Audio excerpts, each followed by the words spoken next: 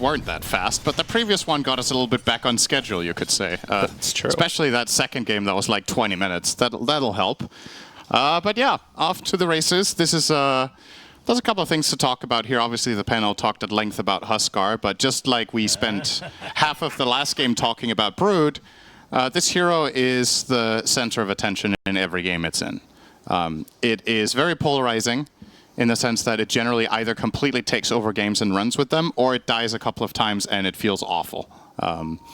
You'll struggle to find a more polarizing hero in all of Dota, as a matter of fact, for that reason, because everything about Huskar is an equilibrium, right? It's a very unique hero because you need to be ahead of the curve enough that you can play quote-unquote over-aggressive. Right. And if the enemy team finds ways of solving that and you misstep a couple of times, like the panel talked about, if you overextend and you do get punished, some of Huskar's win rate expectancy graphs can look quite funny. Yeah. Where, all right, it's an 80% win, it's there, you die 3 times,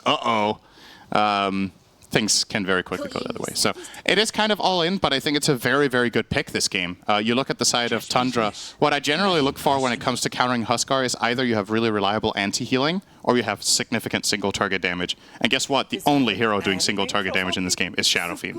There's nobody else. Sand King's AoE damage, Bounty Hunter is a support with pitiful damage, Pugna, it's magic damage, and then you have the Puck as well, who is generally just AoE magic damage. So with that magic resist that you get from Berserker's Blood and the HP regen that Huskar innately will have, there's a lot on the shoulders of the Shadow Fiend. I would say. And look at this, though. The decision that they're making in response to this is to try and get some pressure from mid one onto the tower. 33 is being zoned out of lane, but Saksa dragging the whole first, or the second creep wave, I should say, behind the tier 1 tower to give mid one a bit of an easier time. So they're getting dual lane support on mid. Very, very cool. It's a very creative solution that we generally don't see. Like the panel was talking about, Puck is forced to play against the Huskar this game, which is not a particularly great lane matchup, but a little bit of a helping hand here can go a long way. It does come at the expense of the Sand King, of course. Yes. 33 yet to get his first CS. But sometimes you got to look at the big picture, like what is going to win the game. And getting Puck into the game and trying to slow down Huskar's dominance a little bit might be just that. Right, and depending upon how well they do the blocking and all the other stuff, you basically have a reset of the lane, except each side already has level 2 now, which helps a lot. Because I feel like the phase shift at the very least is going to be a big thing that, mid one can maybe play around a bit. Should also mention Whitemon playing on this Bounty Hunter, playing at position 5. Mm-hmm. We've seen these bounties start to get used a little bit for like wave cutting and other stuff when they're doing their shenanigans back behind towers. It's kind of a cool way to see it get played. Yeah, you can play Bounty 5 when you're playing it with a ranged carry in particular. In a way, Bounty Hunter serves the same purpose as someone like a Clockwork does for Shadow Fiend, where you're a body in front. You're deceptively tanky. Bounty Hunter has one of the highest armors in the entire game. You see him rolling around right now with 9 on that bounty. So if you can just be in front of SF, steal some gold, give information, be a nuisance so that Shad can CS, that's good enough, generally speaking. So I was wondering when I saw the picks if that was actually what they were going to do so that they could Pugna with Sand King, and that's exactly the logic here that Tundra were going for. That said, though, Bounty Hunter's major downfall as a 5 is that he has nothing to protect himself with. So when this happens, it's all over. You die. Divine Llama. You know, your only escape is Invis, which you generally don't skill on Bounty Hunter necessarily on the first 2 levels. And even if you do, if the enemy team has detection, does it really matter? Right. Yeah, it's a problem, for sure. We'll run into that issues here. Meanwhile, down bottom, KJ going a little bit toe-to-toe with, again, the lane where things are not looking quite as good for them. They are going to drag this wave and bring it on over. Trying to turn onto the Pugna War, take that one out as Schofield dies off screen. Was trying to go in onto Shad, but couldn't make it quite enough happen. That's a good Analog! Oh, and you can see the reaction from both of them in the camera. Analog very frustrated, and mid one gets the smile off. Yeah, that is not supposed to happen. This is the biggest kill of the game, and almost no matter what happens in the next 10 minutes, this will be the biggest kill of the game. Like I talked about beforehand, Huskar is so much about momentum just getting one kill on him in an unfavorable matchup here for the puck and getting a little bit ahead is so massive. Now, mid one could still lose this lane ultimately. Oh, yeah. But compared to expectations, the fact that you find a kill, I would argue, even if you, let's say, have less net worth than the Huskar at minute 10, I would already consider this lane a win. But sometimes winning the lane is relative, right? It's relative to the expected outcome. And if the expected outcome is that you lose, then if you draw, it's a win, right? As we'll see this replay here, and you can take a quick little look at what happens. Very frustrated at himself, Analog. I think he didn't get his magic stick and fairy fire off. Yeah. That's why he's frustrated. He was trying to set up a bait, but was too slow. Now Schofield taking a hit from Whitemon level 3. Oh, Divine Llama turns around, and that is going to be enough to get the kill onto Whitemon. Divine Llama might not be so lucky as 33 salves up, tries to run away, will manage to escape, but they get the kill top on Shad. Multiple rounds of initiation happening across the map right now. But 33 will survive against the pressure early on. That Helm of Iron Will on Divine Llama making all the difference there. Getting that extra regen during that long fight and having that armor so he can maintain his presence in the fight against Shadow Fiend. And that is huge. I mean, this is going to be a massive Beastmaster. He is going for the Helm of the Dominator, which I think we've seen every Beastmaster do so far. We have seen the Drums of Slom fall out of favor a little bit. This is an extremely aggressive tempo-based hero that plays very well together with Huskar in terms of the overlap of when they peak. So if Devi is having a great game, even if Huskar's isn't the best, maybe he can help bridge the gap, so to say. Devi is also known for doing sort of funky and weird things. Do you think there's ever a world where he goes for the break creep? Is it too bad? The break creep. Yeah, there's one of the creeps that gives you break. It's like it's only for a second. I gotta find it around here. Right, but what do you want to break? The Huskar. They're in the same team. Yeah, he's gonna break his items. I had to do a triple thing. I'm looking at all the Dyna Heroes like four times. Like, what do you want to break? I was just so excited for it. Like, I wanted to see something. I mean, I guess breaking Presence of the Dark Lord is all right. Lyrical. I don't know if I would go for the creep just for that, but. Dude, I got so excited about the break creep. Please look away. So to answer your question, no, I do not think he will get the break creep, but he will get the tower. Oh my god. Devi. In the meantime, Coil down bottom. They got him caught with the burrow strike. That's a lot of heroes. Repel. The turnaround, maybe an opportunity. Glaive. He's really strong. Oh, but he's Invis. Oh, Invis 33 meant no chance for a kill in mid one, just running circles around him.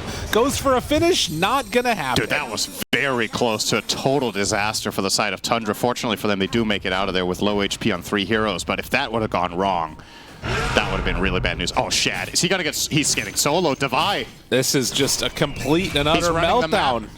Look at him. 4,000 net worth. Shadow Fiend has 2.8k.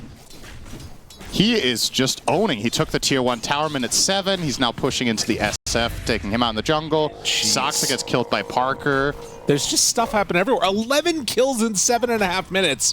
This is definitely full Devi Dota. Not sure who is that's going to... I mean, it seems at the moment that it's Heroic coming out on top. 33 do not die to these Ancients.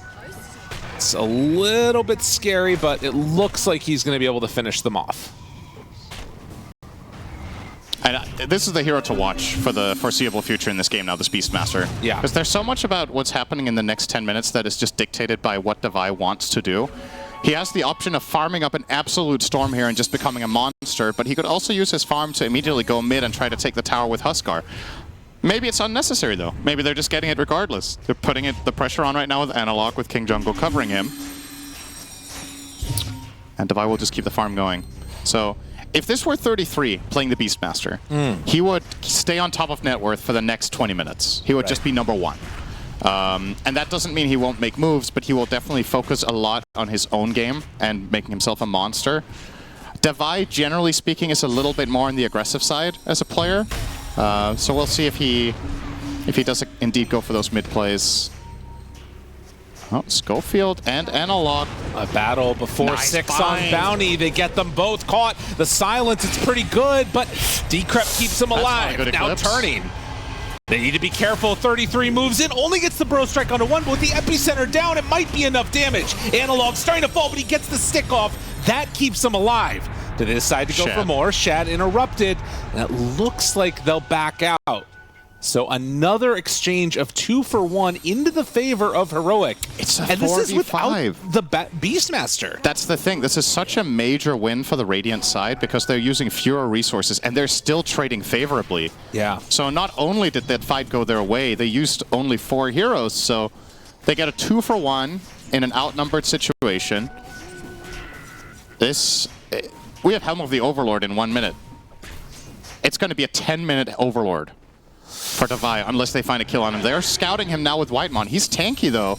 Raindrop, 1400 health. I mean, if they could manage to get a kill on Divide, this would be huge. The only problem is they're bringing just about everybody. Yeah, this is on Heroic. There it is. So that's the move to mid. He did end up making it.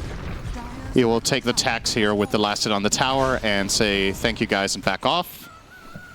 Invis rune though, giving it to Analog. Surprisingly, I thought he was going to take it himself and look for a roar play, but he will go and farm up some stacks here. I mean, this is tough too because you've got this question mark now of how does the counter offlaner really play in this game? And he's 3,000 gold on Divide, right? Sand King would love to have some survivability armor. Insane how far ahead he is. Or like a Blink Dagger or something, but he's just too far behind. So the only playmaker really at this point is Puck, and he doesn't really have anybody to play with. Yeah, that is the issue, and also his targets aren't the best, right? Even if he did have someone to play with. The Huskar is a tough kill now that he has Armlet. Yeah. The Beastmaster, as we've already established, is mega farmed. So then your only really good core to gank is the Luna, but, you know, what kind of a 5 do you not want to gank against? Right, Omni now. Omni's going to be following Parker around and making him feel very safe, so your avenues of attack are very limited, and that's not what you want to see when you're playing with Bounty Hunter. You want to get this level 6 on Whitemon, you want to start finding track kills, but the options that you have are just very unappealing. And Divide Llama is doing the 33 style that you talked about of just getting super duper farmed. Gets the Black Dragon as soon as that Helm of the Overlord is on. And they saw Whitemon not going to connect the dust though. Yeah, that is a fast Helm of the Overlord. It's very fast. Gold. He's working on a dagger. All right, he changed it into pipe. I like that. Yeah, I think if you look at the Heroic lineup, it really wants to take complete control of the game at like 20 to 25 minutes. With a Huskar with 2 items, you want to get value out of your Omni Knight when he's at his peak. You want to use the Luna tempo. So I think the pipe is actually the perfect choice here, because that's when all your things are really going to come together beautifully at the right time. And on top of that, the enemy team is like 80% magic damage. So it's just a good item regardless, but it's like it feels extra valuable when it really lines up with when your lineup is meant to win the game. So, yeah. Well, no complaints here. Into Roche they will go. Yeah, this is just free, right? That seems like it. They are smoked up right now on mid 1 and Whitemon, and they're starting to head down this direction. It seems like they know that this is going on, but I don't know if they're really going to be able to get here in time. It's going to die now. KJ wants to cut them off. They see the ward, and now walking in, 33. Not going to be able to get there in time. Did not have Blink Dagger yet. And in fact, this fight, if it still goes off, I mean, this can't be good. 33, it's not looking like what they want. They have to back away. Tries to stay alive a little bit longer. They get the track, but there is no kill as of yet. No way to bring down Parker. Sox is also going to die here as soon as that decrep wears out. And guess what? Mid 1, he too is going to be done. Yeah. All right. This was an absolutely key moment for Tundra to get something going their way, but correct me if I'm wrong, I think they didn't even bring the Shadow Fiend. No. So they tried to contest the Roche 4v5 against a team that's clearly ahead and just has a stronger composition right now. I think that flat out is just a swing and a miss, right? I think this fight was borderline impossible to win as only these 4. And you saw for Heroic, it was pretty straightforward. You put the Repel on the Luna, she can lead the charge and play very confidently, just going straight in onto the Sand King. And the moment the Beastmaster arrives and takes care of Pugna, this fight is just over. So, very, very easy for the side of Heroic. And you would imagine that this game is just going to snowball out of control at this rate. Because the Dire lineup doesn't really have very good solutions, as we've already established, to this level of pressure. The Beastmaster pipe, we're looking at 3 minutes here, I think, for Divine. That should probably be in the bank as well. He's missing 1,800 gold, so with a 600 GPM, he'll get there. What else is on the docket? Manta for Luna. Manta is complete, so she's a harder target. And what do you have to show for yourself? Shadow Fiend has Mask of Madness, Dragonlance. It's not like his farm is terrible, but it just doesn't match up. It's just the enemy team is just that farmed. That good farm is not enough. Right, to really match. Realistically, like, you need more levels on these heroes too. 33 would love to get 12, so he has level 2 ulti. Just walk in dust and then has to blink away. At the very least, you have Blink Dagger on Sand King, and they do have good heroes to try and cut waves. I mean, even, you know, Bounty Hunter, 4 points in Shuriken Toss with that little through and through facet. Very late wisdom here for Saksa. Speaking of cutting. Cut between the towers and took that.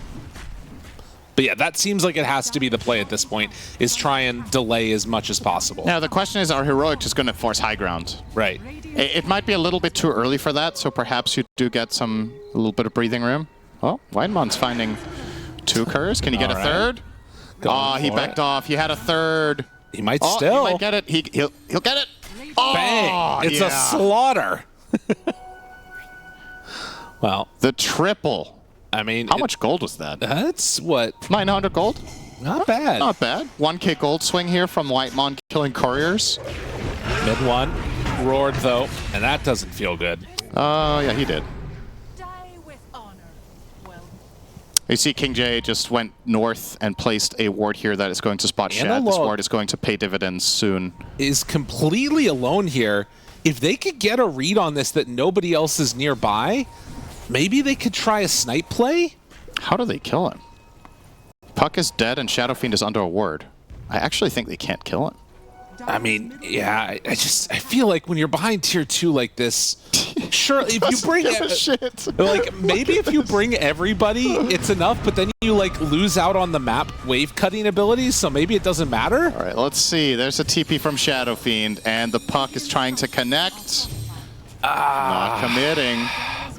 That's unfortunate. So he forced a Shadow Fiend TP with this, cut the wave, and now he's getting mid-tier 2. That's... The panel was talking about it. When you play Huskar, you lose a couple brain cells, and there was a possibility there of some serious nerve damage, but he did get out. And I mean, there's a minute left on Aegis anyways, so it's not like you're losing that much, but I mean, it could have stopped this push, maybe. They're going for it. Minute on Aegis. Couple hits, staying alive. Mid one, grabbing the next wave. But they will pop. 33 has to get something done here. Burrow strike, good damage. Is it enough though? No. He is going to be able to go for the armlet toggle purification out. Mid one tried to find him. Is going to have to jaunt away from that one. Well, they'll defend, but it takes all 5 heroes, and they lose half the tower, and now they have no map control whatsoever. No creep wave though. Silver linings. So the push is going to stop now for a while. The question is if they can avoid bleeding now, because when you all 5 TP back to base and you're cornered like this, the tricky thing is getting out on the map unscathed and finding farm. We still know that there's this ward top that's going to oversee Shad, so they will get the information about that once again. And it means that Heroic now have the choice of how to move their heroes around the map, if they want to just take over the right side, plus the enemy triangle at the expense of the top half against Shad, or if they want to make a smoke move to try to take him out entirely. And it looks like for now they're just happy to trade farm and look at the bot tier 2. Although, Analog is still on the hunt here. He's just pushing out the wave. But... try and go for him. What do they have in the tank? Is it going to be enough? Does not quite look like it in 33. He's burning. Going to have to TP back home. Oh, the Lotus. He's living. He's dead. He's living. He's living. No, he's not living. Right, they did everything they could. They gave him a healing Lotus from an ally, and he bought a Fairy Fire, and he's still burnt to a crisp in base. I mean, this incendiary thing is pretty gross. It does a lot of damage. All right, in we go again. No Sand King now, so Analog, knowing that he can't get stunned by anything else than Coil, and with the Omni Knight at a relatively safe distance. Interesting, King Jungles is actually pulling the mid wave to them. Yeah. Feeling that confident here. Want to keep this pressure on. They are not concerned about a thing. Coil down, does not manage to break it. Yeah, now the coil is just used, so now you don't have that tool either. They forced out the pipe. don't have Epi. But it looks like with no Aegis, Heroic are finally going to play a little bit defensive here. Maybe they just wait for the wave? That's a good question. I mean, now that the base tower is down, Luna, it becomes a serious threat as well, right? Yeah. Just taking out the barracks pretty quickly with the glaives. He's also going to finish his Conda in a moment. This is a very early Conda, mind you, from Parker. He went Manta, Dragonlance, Conda. So that artillery is going to come in. Already you see the damage here. This is pre-Conda. That's just Phylactery going to work. And they find Whitemon. Easy pick.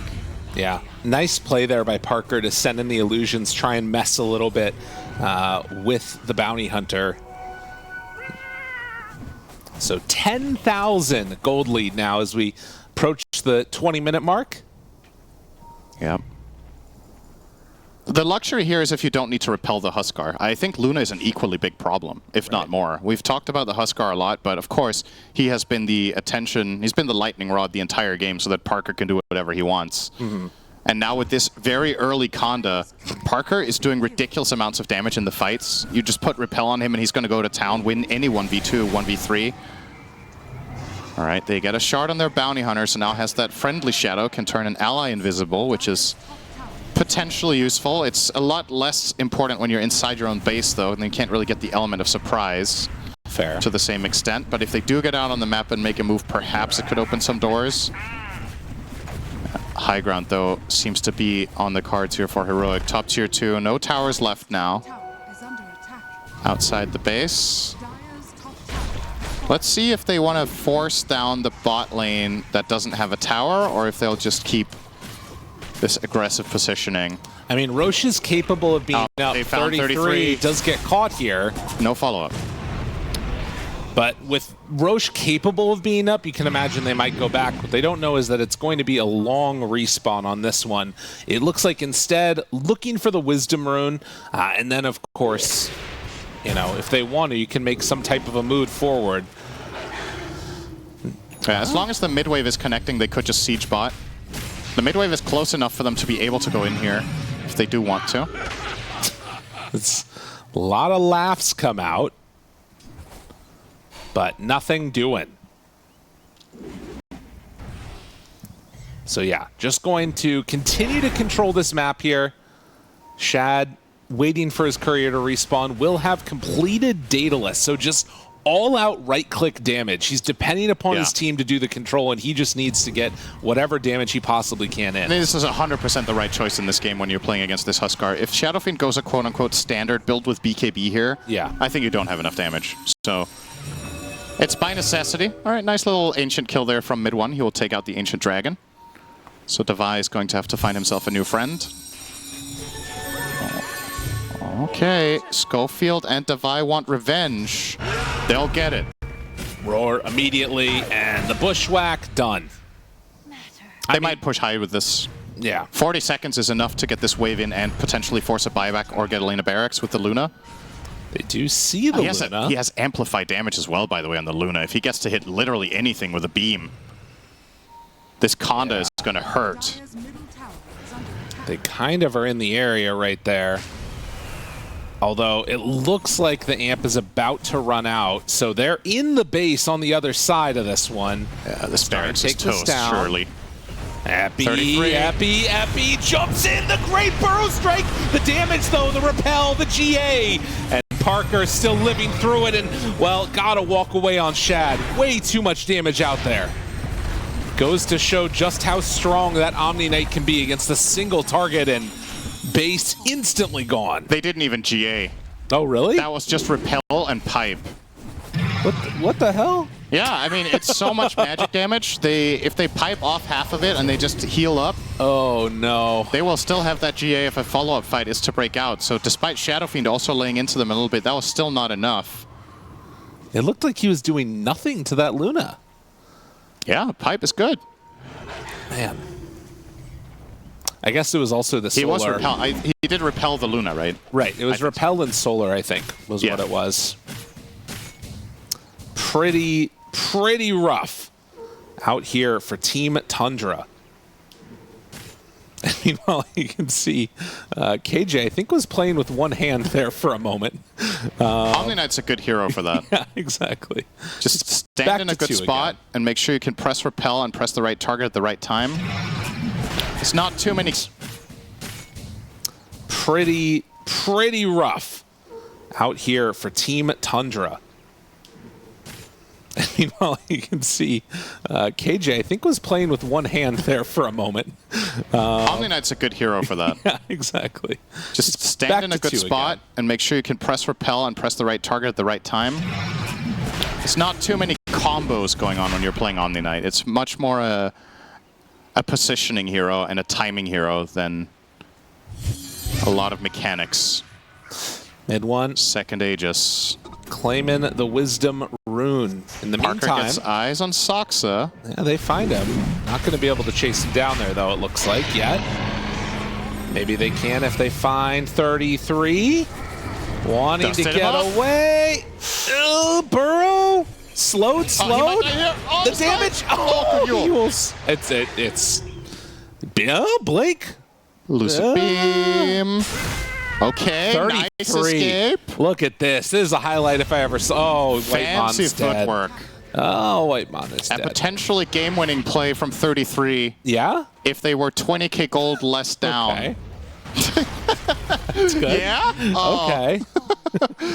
Well, we'll see. I think the death push is inbound now. Second Aegis, they have the banner. Huskar now has BKB, so you can freely... Oh, Saksa's dead, by the way. He's getting cooked.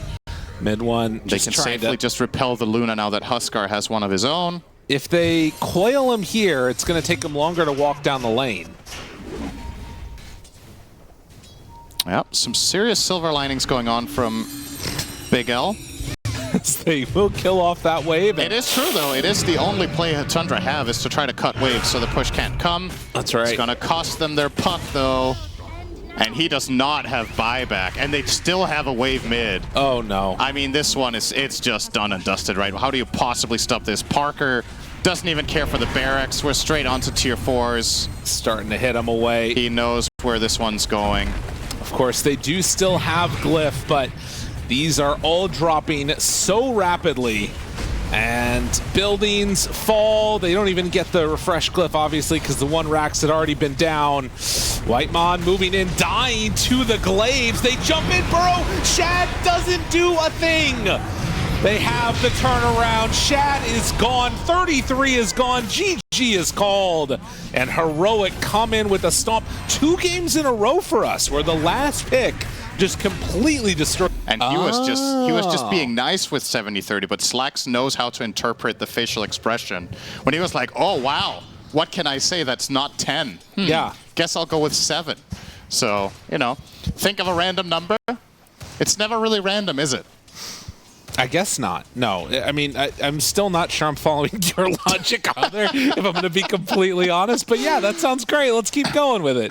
Perfect. Beautiful. This is a very good sniper game, to get back on track a little bit here. Yes. I think this was an excellent last pick coming out from Heroic. The only issue Sniper really faces in this game is the clockwork, but you naturally want to buy Pike anyway. And you're playing with an amazing front line with the Mars, who's going to probably buy some auras here or there. And you have, of course, the Phoenix as well to help protect you when enemies get on top with the Supernova plus Sun Ray. So I really like what Heroic are bringing to the table once again. I felt like in the first game they had a superior draft, and I can't help but feel the same way this time around as well. This Bounty Hunter has not won me over just yet. They had a game yesterday, I believe, we cast where they did win with Bounty, but it didn't feel like it was because of Bounty. They just ended up winning the game anyway. It was that kind of awkward game where they ended up ultimately winning with pincering heroes with Brood and Beastmaster coming in from the sides, and it felt more like that was the deciding factor, more so than playing this early pick Bounty Hunter to massive success. But we'll see. They're definitely committed to the idea once again. They've played it multiple times now. See if they can make it work this time around. But and to be honest, the other thing with it is that it's a better game for it than it was last time with the Darkseer. By the way, I'm just so you know, I'm going to struggle to not talk about this hero. Understandable. The entire time. What's your favorite hero? I'll talk about Clock every time you talk about Darkseer. How about that? That sounds great. I love it. I actually love Darkseer too. This is a bit of a problem. It's also one of my favorite heroes. We're just going to talk about him the entire time. Yeah, as he's let's pulling only these talk pulls about off. Darkseer. But one of the things is that 33, one of the best Darkseers in the world, and knows how to enable these heroes, knows how to catch back up. You can see already they're just continuing to pull the lane over and over again, and that is something that Bounty Hunter allows you to do. Is didn't quite get the Gorgon's Grasp, and in fact pushing him back into the brambles. Divine Llama paired together with Schofield, and your little courier too. It's a great start for Heroic. They kill Clockwork. Unfortunately, he was not Darkseer, so he did die. Yes. But speaking of Darkseer, he is up top farming behind the tower. Just doing classic Darkseer things, has pulled the wave.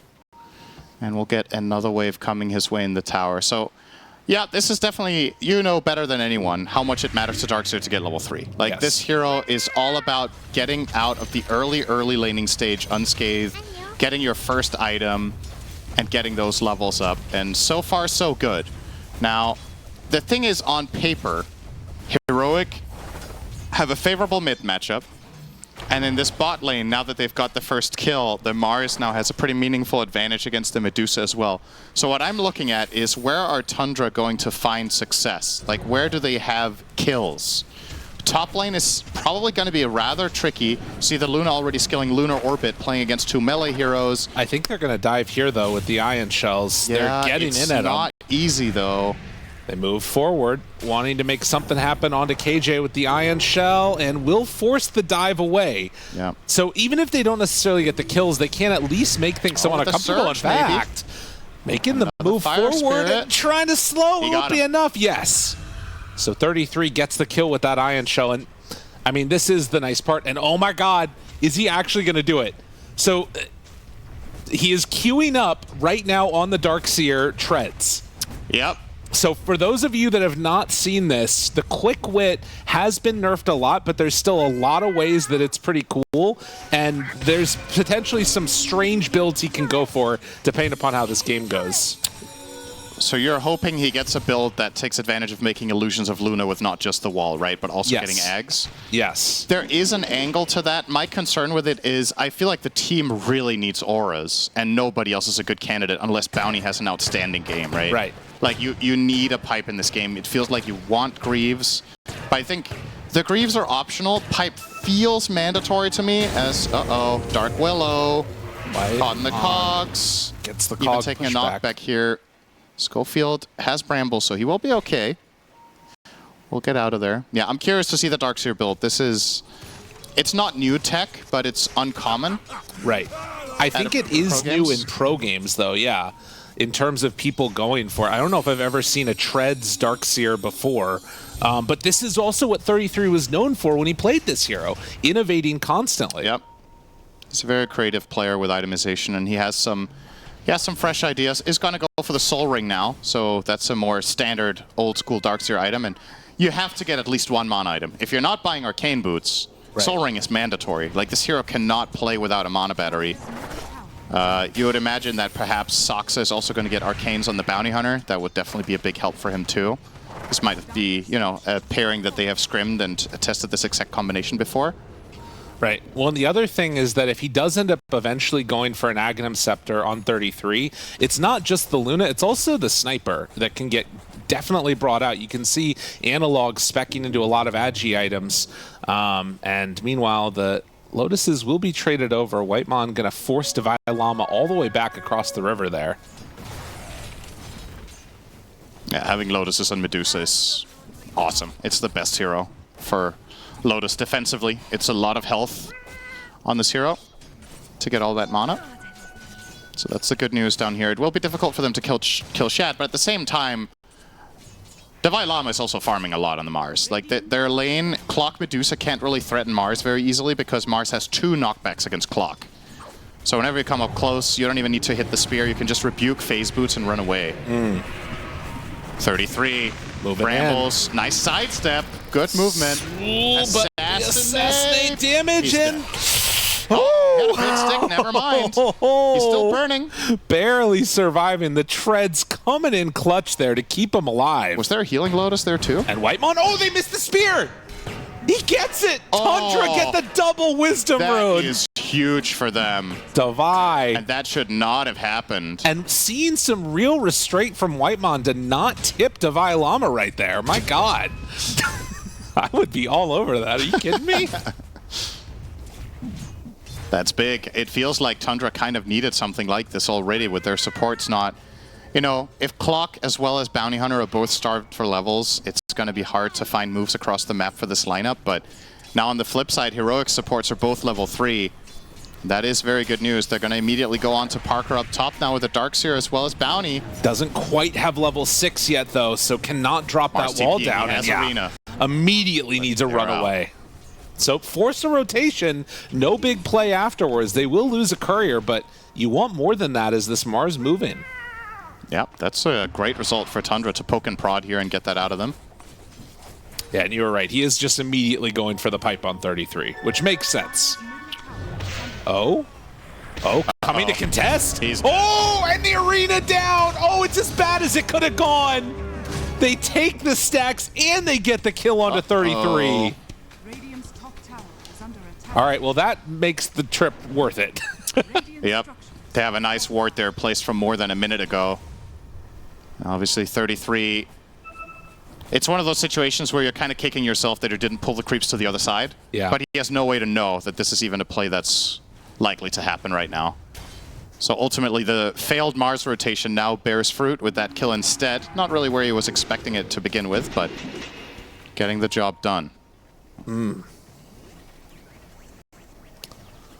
9-minute mark coming up right now, and mid one so far has been doing a pretty okay job. We do see him level 7 without the coil skilled up yet, opting for just more of the lane type of plays, and does signal that probably not going to be rotating anytime. It's a very farm-focused puck build, trying to make up for the shortcomings of this lane. I mean, at this level, puck can't win this lane. Yeah. It's just not possible. So you're doing what you think is best to give yourself a game, and sometimes that is just completely looking out for yourself. Sometimes it's activating yourself through the help of your teammates. But yeah, like you said, hasn't really felt there was a good opportunity to rotate with the coil. As a result, this sniper is going to get a lot of farm, not just getting the full waves mid, he's also getting side camps. Analog will be going for the Maelstrom first. Cav said in the interview that the sniper is able to buy Diffusal, which is a classic way of solving Medusa. But I'd imagine he wants the Maelstrom first to make sure he gets that nice farm curve going.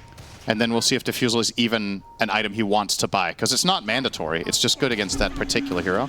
I will nice say, rune deny from Analog. No invis. If your coach says, yeah, he can buy Diffusal Blade, and then he doesn't and they lose to it, like, you might have a talk afterwards. That'll be fun. As the coach. Saksa doing some damage onto Parker here. Actually, really good damage, but forces out the Eclipse, but they'll be willing to take that. I think Parker doesn't feel forced. I think Parker says thank you. Wall, though, Wall. 33 thinking about it. Doesn't manage to get in there. So no. They were trying to be cute there with the Iron Shell Bounty Hunter. A very classic play to give him shell and then trace someone in the jungle. And it wasn't obvious to Parker that it was happening because he was taking damage from creeps simultaneously. So I think he didn't realize it immediately, but the way they reacted was very quick. Sniper was in range for the assassinate. They get the vision and they get a nice and easy kill for their Luna. Now rotating in now, hoping to find somebody else. They can go for a surge forward, running at the Luna. Mid one on the hunt. Yeah, this one would be big. Coil. Got him immediately. Coil down, and the silence, the finish. Big kill. Can they get more? Phoenix off to the side. Gonna be chased now. And KJ trying to run away, but suddenly Shad is there too. The Gorgon Grasp is enough to secure that one as well. Yeah, this is a full 5-man rotation for the side of Tundra, so really committed to this play. It's going to cost them their mid tower. And only a little bit of damage on the bot one, so I think job well done for them overall. This is quite big for them to find that kill on the Luna. And it's also big for them to activate Clock. I was just about to point out, we're 11 minutes in, he was level 4. And that was after getting 2 Wisdoms. Yeah. So definitely having a very low-level game on the Clockwork, but getting him involved, getting that 6 soon is going to help them a lot in the way of playmaking. Nice stacks here from the side of Heroic. Tons of gold going their way once more. Still is Shad at the top of the board, so finding a very good amount and very healthy amount of farm on that Medusa. Definitely the way that you want to, I mean, you know, we've been talking about these other lanes. The main hero that hasn't really been touched that much has been Shad, who, like you said, is off to a good start. That's going to need to be the hero that they play around eventually, once this game fully comes online. Manta, Scotty seems to be the choice for Shad here. And that Maelstrom is done now for the sniper, while you can see Tundra still just trying to farm around. Saksa making the rotations, trying to scout things out, and could be getting into this position to try and steal another Wisdom as Divine Llama gets the Blink Dagger. Yeah, he does have a dust on him, though, so he's already prepared for the possibility. Right. Okay, they're going to Arena. Dusting it up. And easy pick. Yeah, that one is pretty simple. Yeah. That's, I mean, if he wants to try for the bounty rune, it's still a possibility. He's respawning in 20. He could TP down, Shadow Walk, and get over there. Now he knows Mars won't have the dust anymore. Yeah. So I wouldn't blame him for giving that a go. Let's see what he does when he spawns, because there's not much else to do on the map. Right. Medusa's farming, Puck is farming mid. You're not looking to play super aggressive right now. Darkseer just wants time. He really wants to farm up his pipe. Although I say that, mid 1... Oh, the hook shot doesn't quite reach. And now they get him with the cogs, though. And Schofield in some trouble. Egg down. They get the kill. Meanwhile, Spear. Oh, just barely off the mark there. Shad running into the Ancients with Saksa here. Gets some good damage onto Analog. Wants to throw out some more hits. The Mystic Snake. A couple more punches. It's enough. Spear. That is exactly what they needed from the Medusa and not from the Mars. And now, KJ, one more hit's going to come in. Is it going to be enough? Yes. Now they drop down the wall. Pull on in Parker. He's in further trouble. Now drops down that Eclipse. Need to be careful about their movements. Very, very low on this Luna, getting punched and pummeled and killed. A triple kill for this bounty hunter. All tracks. 33 wants to run away. No spear for 5 seconds, so he just TP's out. Oh, can Saksa even get the Wisdom here? Oh, that would be still enormous. There. He's going to go check it, I think. Oh, and they're scanning. Yep, it's too late. He's going to get... Okay, 4 Wisdom runes for Tundra. Wow. And a really important sequence just there where they found a lot of kills. This could not have gone any better. Analog is late by a few seconds here. Man. So this is what the bounty hunter lineup wants to accomplish, is finding these early mid-game kills, ramping it up. Saksa will be assassinated. And the counter kill, though, coming in. They want to try and bring down Divide. Not going to work. They went in a bit too far, as Whitemon is going to die. All right, this is not what the bounty hunter lineup wants. It wants to get the kills, not get killed. True. So a little bit of a swing and a miss there, but overall, experience really is the big story of this game. The support levels, 8 and 9 on the side of Tundra, on the side of Heroic, 6 and 8. So Willow, not looking too shabby there on Schofield, being level 8 with 0 Wisdom runes is actually really impressive. Yeah. But yeah, Phoenix is the big loser in this exchange overall. Has so much ground to cover. Let's see what Saksa builds, by the way. This is a different thing we haven't talked about too much with the bounty hunter. Did call the Arcane Boots, but after that, this hero has a ton of build paths. You can buy whatever utility you want for your team. Currently has the Solar Crest. Is it going to be something like a Force Staff? Is it going to be some sort of Aura? Potentially, he could buy Greaves. I mean, the Darkseer isn't. So. Yeah. Oh, good Coil. After that first round, they get the track and into the kill, and now another track onto the Willow. These little snipes here are really looking good. Is Schofield going to be found? Tries to throw out the Terrorize. Doesn't look like it's going to happen. They also find another track kill on the Phoenix. They just keep on getting taken out one by one. And so many kills getting laid down. Can vacuum Divine Llama back in if they need to. As this Mars taking damage. Do they have enough for the finish? Yes, they do. 5K gold lead out of nowhere. This is really a matter of formation and Tundra just punishing it. They're getting all this intel with their bounty and clockwork, and Sniper being the first point of contact is the dream scenario. Without a Force Staff on him, they can just go on top of him and kill him off immediately. And Heroic, they have to do a better job of protecting the right heroes at the right time. This is not Sniper who's meant to be jumped here. If he's in here farming, you have to have better formation on the other heroes to be able to assist. Mars is way off to the side. Phoenix is not even remotely close. And if Sniper wants to farm these camps, I think he can't stand in the middle of the triangle. He has to stand off to the sides. He has to stand to the north when farming Ancients.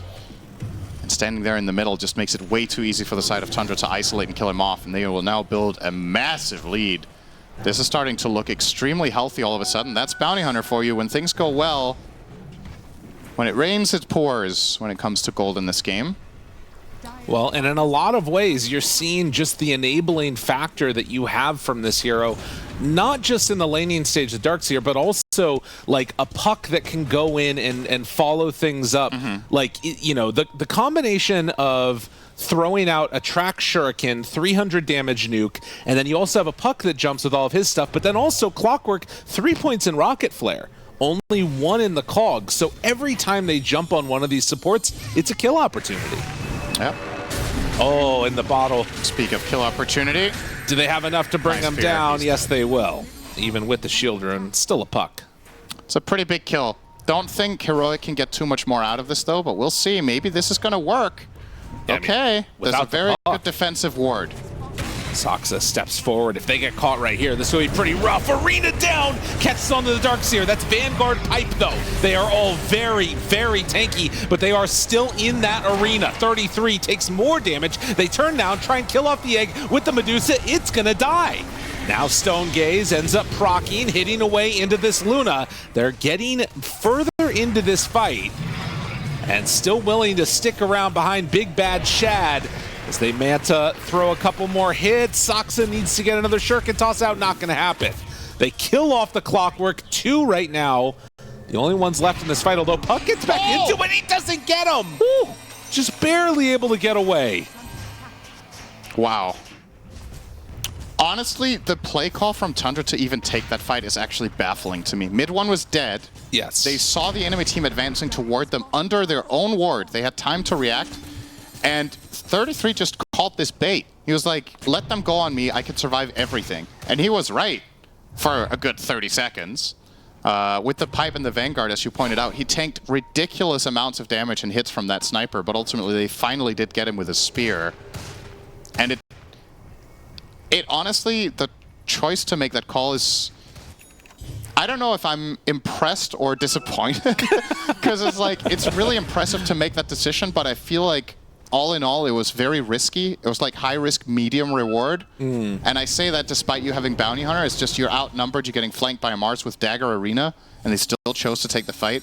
But ultimately, they get out of it alive for the most part. Like, it was a relatively even trade. Right, and you think again about what that means for the game going forward. If they kind of, you know, don't lose that fight tragically without their mid there, what happens when all 5 are there? They're crushing them. So, but it was their choice. Right. Coil. Speaking of crushing them, that is going to be... Easy pick. More gold. Bounty's level 12. It's time for more monies. That's a lot of money. Every kill is 225 for him and 80 for allies nearby. So a minimum of 305 gold per kill if it's with 1 assist. Oh, and that's Spirit Vessel coming out right now. Yep.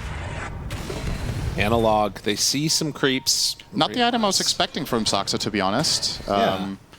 It is a nice item against Phoenix, but the thing is Mars is buying BKB and Luna's buying Manta, so the Dispels are already part of the equation here. Big battle coming in. They don't want to give up this Wisdom Rune. Unfortunately, it happens again. For the 3rd time, they are not going to get a Wisdom all game. No. All right, that's some foresight. I think this game is also going to have 28-minute Wisdom. Okay. We'll see if they get any of those. I mean, this game's going to be over at that point, Sen. Okay. Crimson Guard done with the pipe. And Shad Scotty. I mean, as far as the timing goes, I don't know if you like have one that hits harder than this. Like, it's a really, really strong moment right now, that's for sure.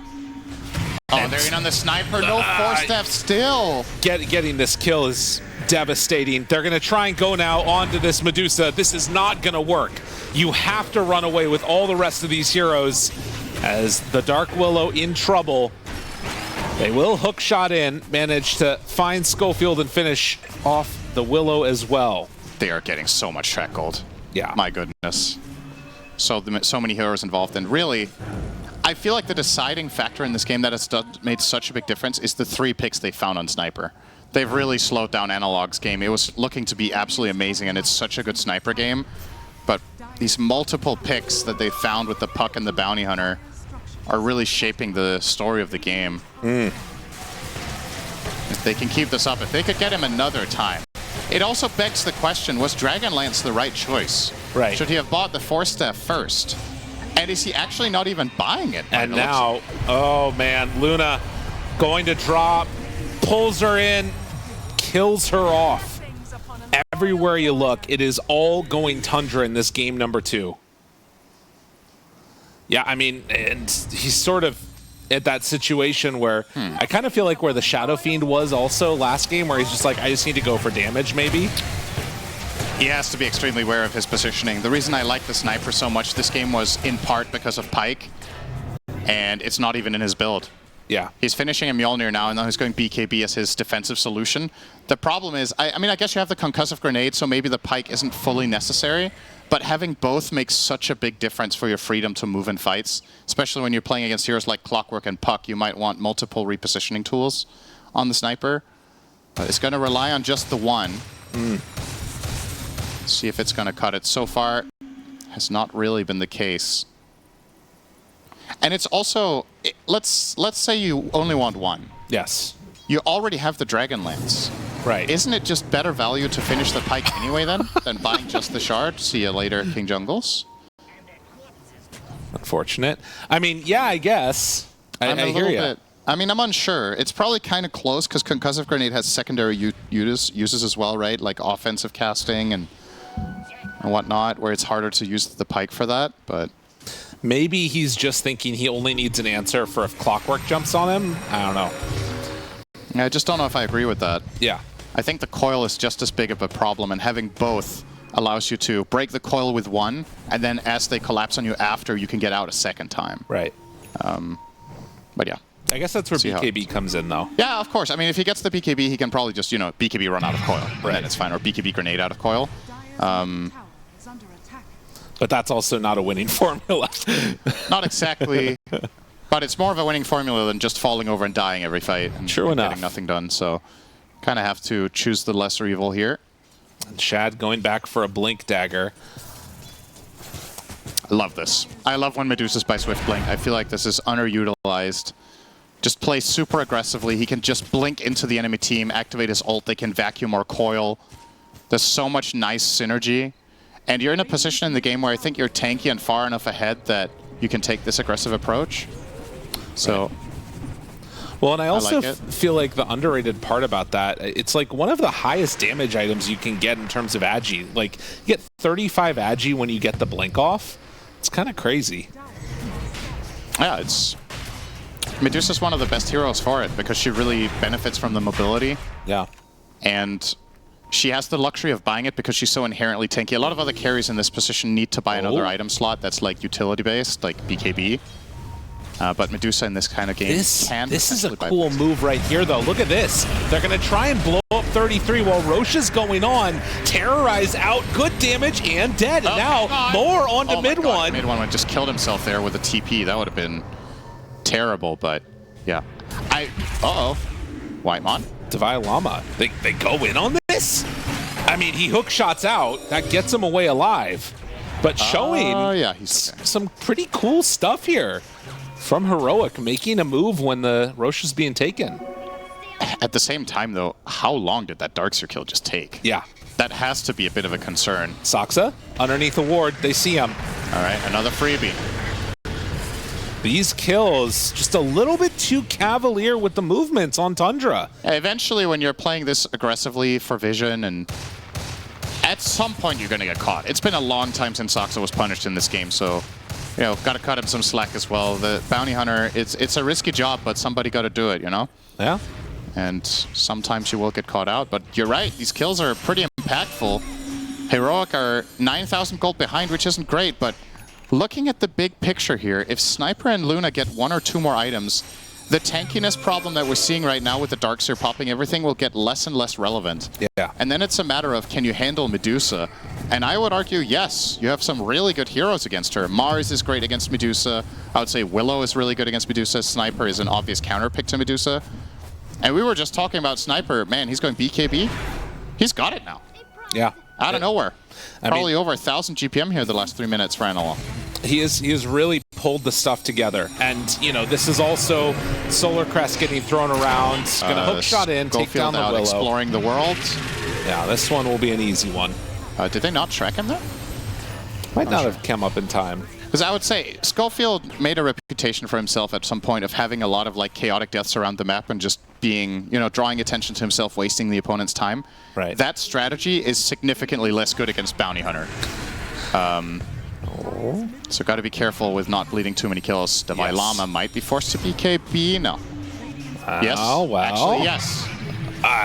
He's hello? dead anyways. Oh, no, he's not. He waited way long on that one. Oh my god, he almost died to Parasma. That was... Sin though. Heroic, they got their first Wisdom Rune. Let's go, Parker. Yay! Wisdom Rune. They got it. I don't remember the last time I've seen this. A team get their first Wisdom Rune minute 28. It's pretty nuts. And let's not celebrate too much. They got 1. Yes. They are not going to get more than 1. But yeah, it's something. King Jungle's blown up. Not a track kill, though. This was just Mid-1 doing it all on his own. After Parasma going in for the Octarine Core, too. Parker... Okay, he changed it up. He was about to buy Nullifier, and I was like, I don't know about that one. But he has changed it up now to the MKB. Makes sense. Anticipating a butterfly on Medusa because he sees the Eagle song. But it's smoke and mirrors. Oh, interesting. I wonder if... Oh, yeah. But he already bought the Demon Edge now. Yeah, who's completing... Yeah, exactly. I was about to say, who's completing their item first? But Parker's actually committed now. Interesting. If he knew that this was a Swift Blink, I think he would buy another item entirely. Mid-1 has the read, but Parker's out of there in time on the Luna. As Shad will take the bottom tier 2 tower, so only 1 stands in the top lane now between them and the Dire base. I wonder if when he sees the Swift Blink, if he's going to switch over to, like, you know, a Daedalus or possibly like a... He already has 2 more components. Oh, I think no, it's too late. Done. Yeah, he's committed. Wow. All right, here comes the siege. Heroic might look for a Blink Spear onto Shad to start things off here. Nobody else is here. Luna is over by the Ancients. You've got Sniper out farming. It looks like they're just going to sort of accept some of the losses here. They have Glyph. Is there a meaningful item? Okay, they were waiting on the MKB, I think. Oh, Shad just blinked in. Now, speared back. Got him caught. How much damage do they have? Shad hitting low, 48 seconds left on this Aegis. Couple more punches is all they need. They got him caught there. The fear, the damage out, and he's gone. If they can manage to bring down 33, and they will, this bodes very well right now for the side of Heroic. Parker steps in, wants to take down Shad, but he's turned to stone, and they're hitting into him. It's way too much damage. Can they keep him alive? No! It's not going to happen. The Sunrise still is pretty solid. They're burning through all that mana. They need just a little bit more in Analog. The second carry, the little dwarf that could, is standing strong. BKB takes down another. Soxa in trouble. Mid-1, trying to walk away from this one, but whoa! He messed up completely. Divine Llama is going to die, but that is 5 for 2. It's 6 for 2. That was an Aegis as well. Oh, man.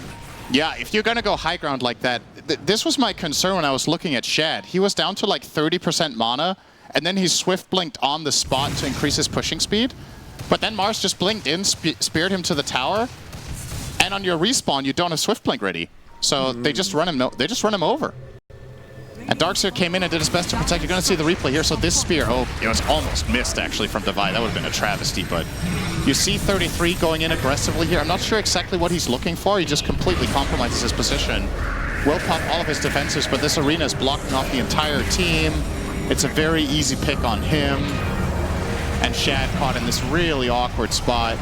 It is a good stone gaze, and they do petrify the Luna here and find that kill, but it comes at a really expensive cost here, with all of them dying in the end to the chase through.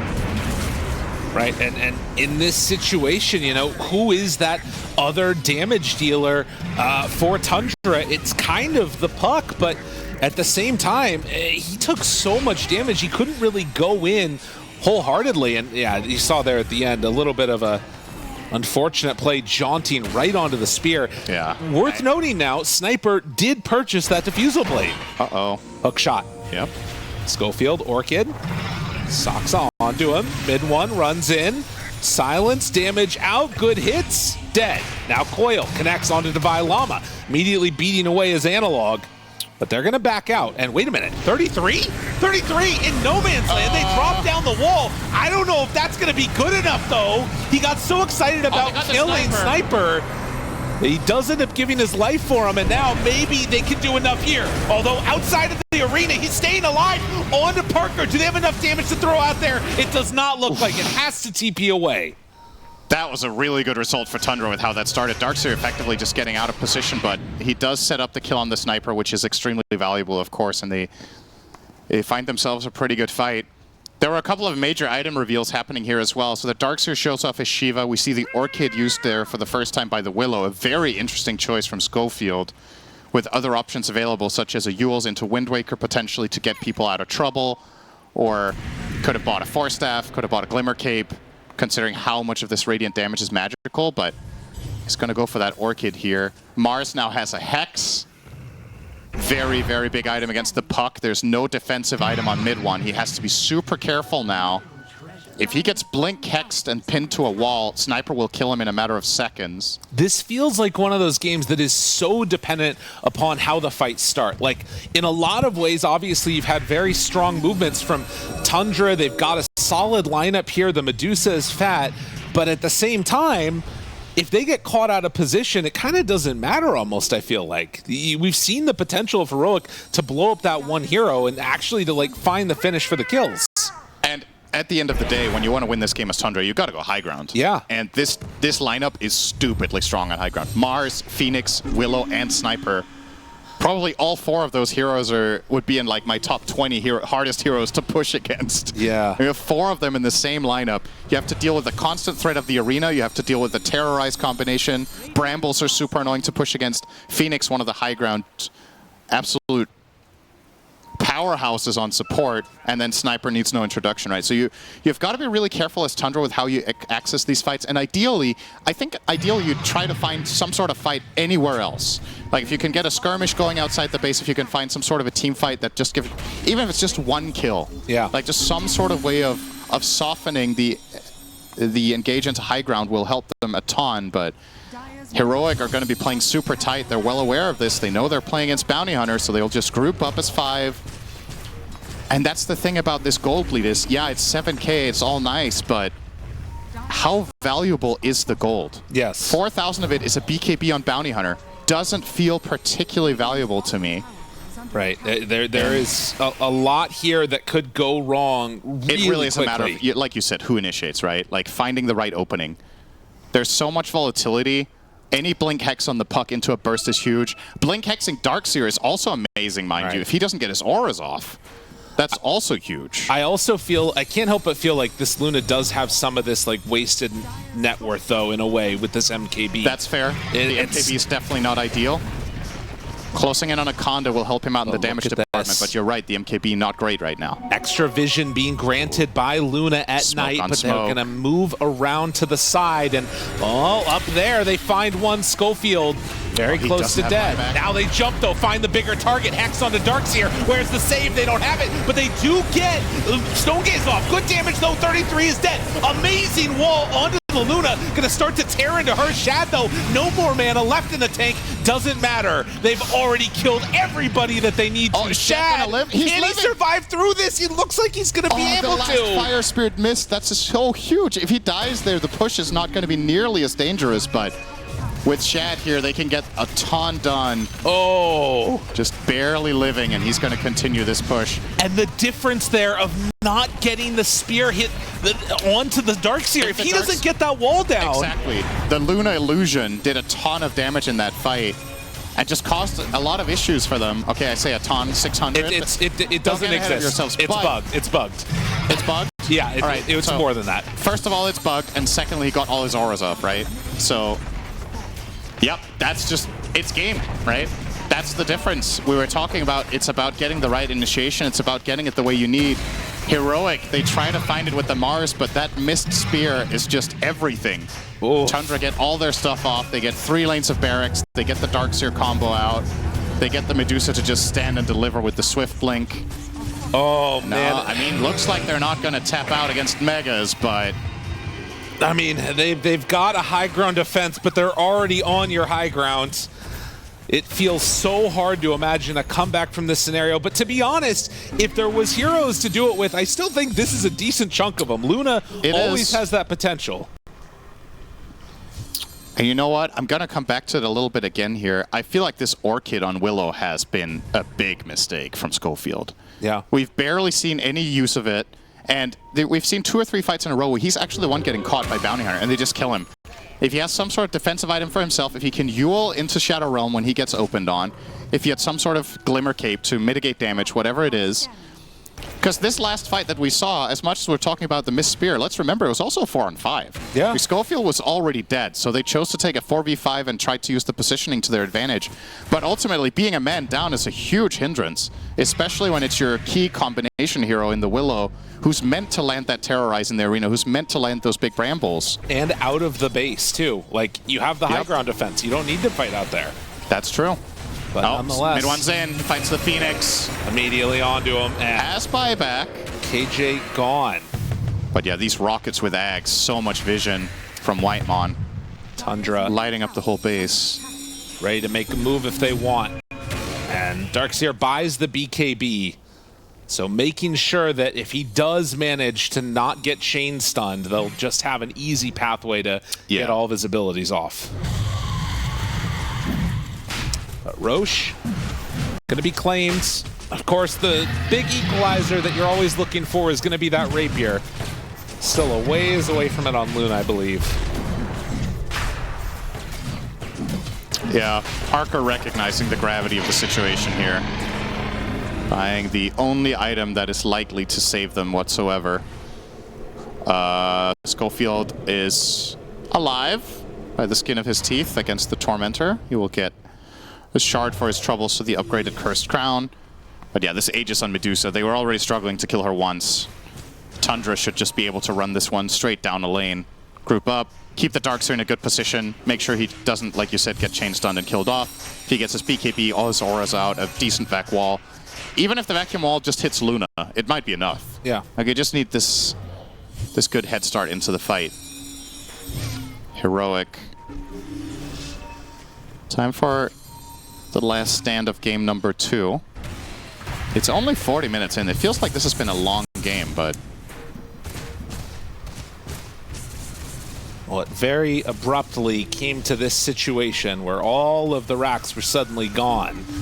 And Tundra can keep this movement going if they want smoked up. Smoke now breaks. Silence out.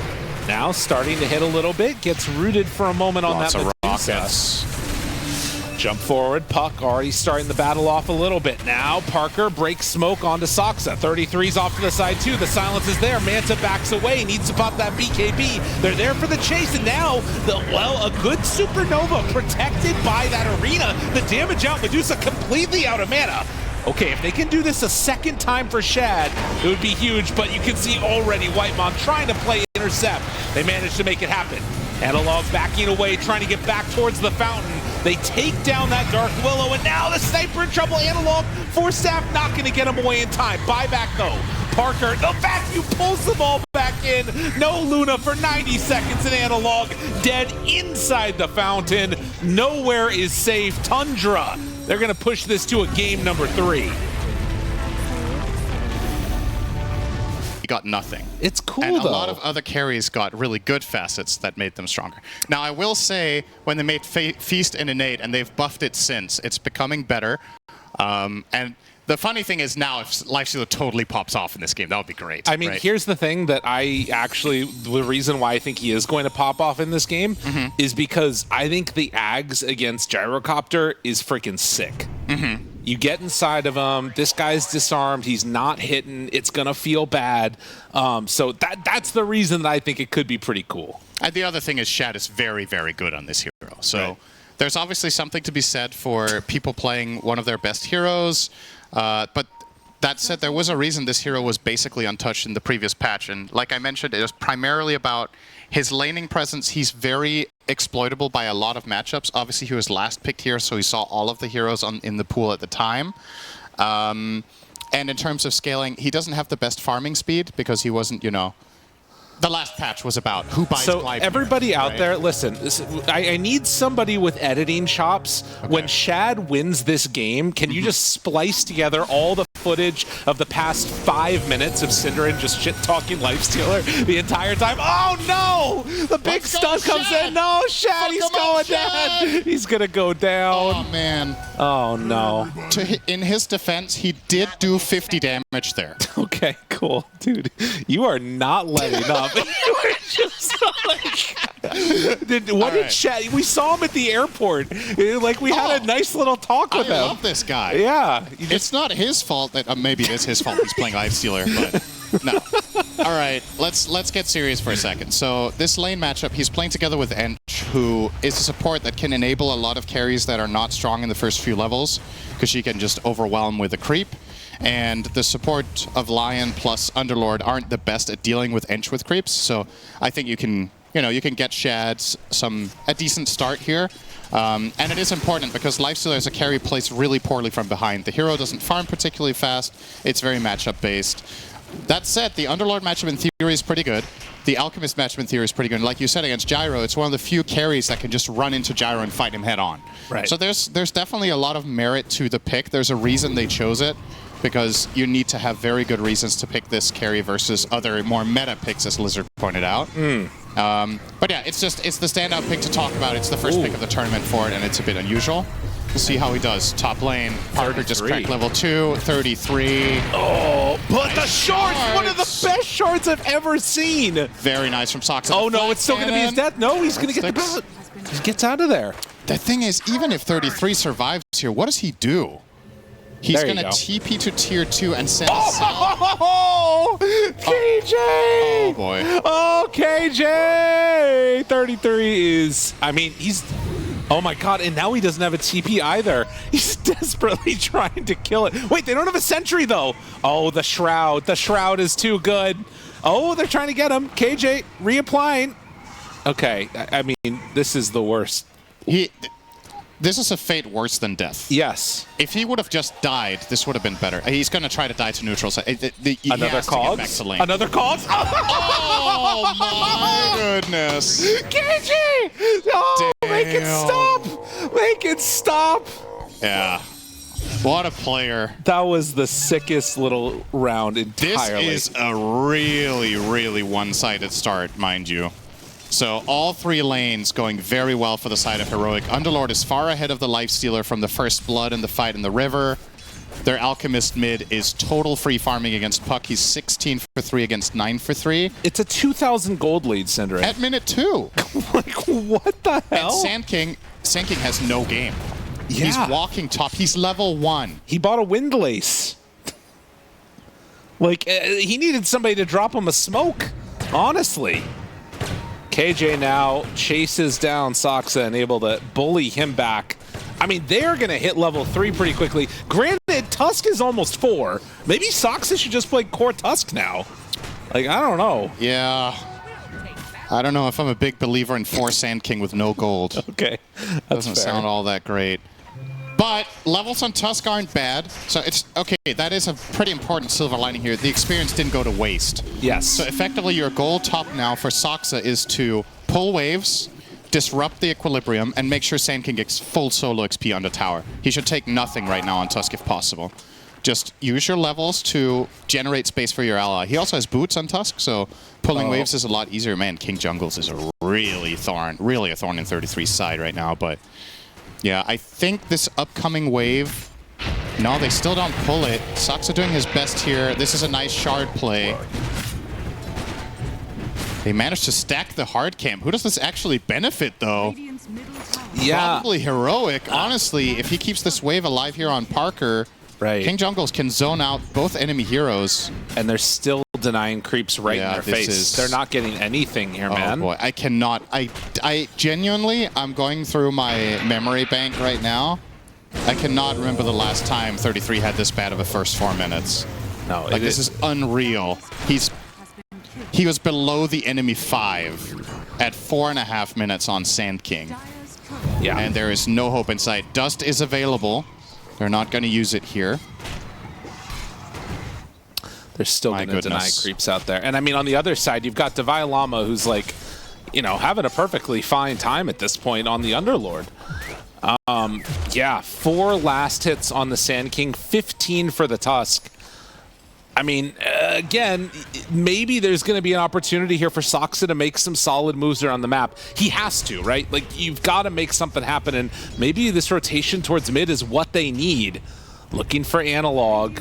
They're going to glyph the wave now, moving forward. He's not an easy kill. No, it's 850 health currently. Raindrop, he's under tower with TP potential support coming in. Oh, no, and they left him alone. 33. He'll probably not live. Maybe. Okay. KJ, okay. They get him in the end.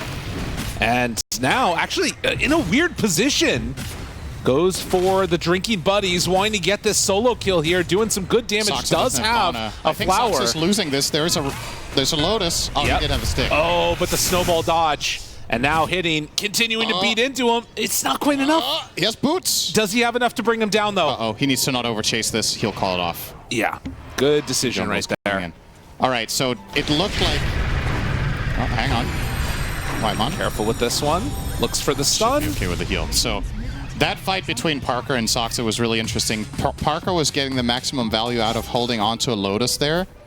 But Saksa got just enough stick charges from the Flak Cannon cast that he was able to cast his own abilities. 33 almost dying again, by the way, just to King Jungles. As Divine Llama TPs out from the river.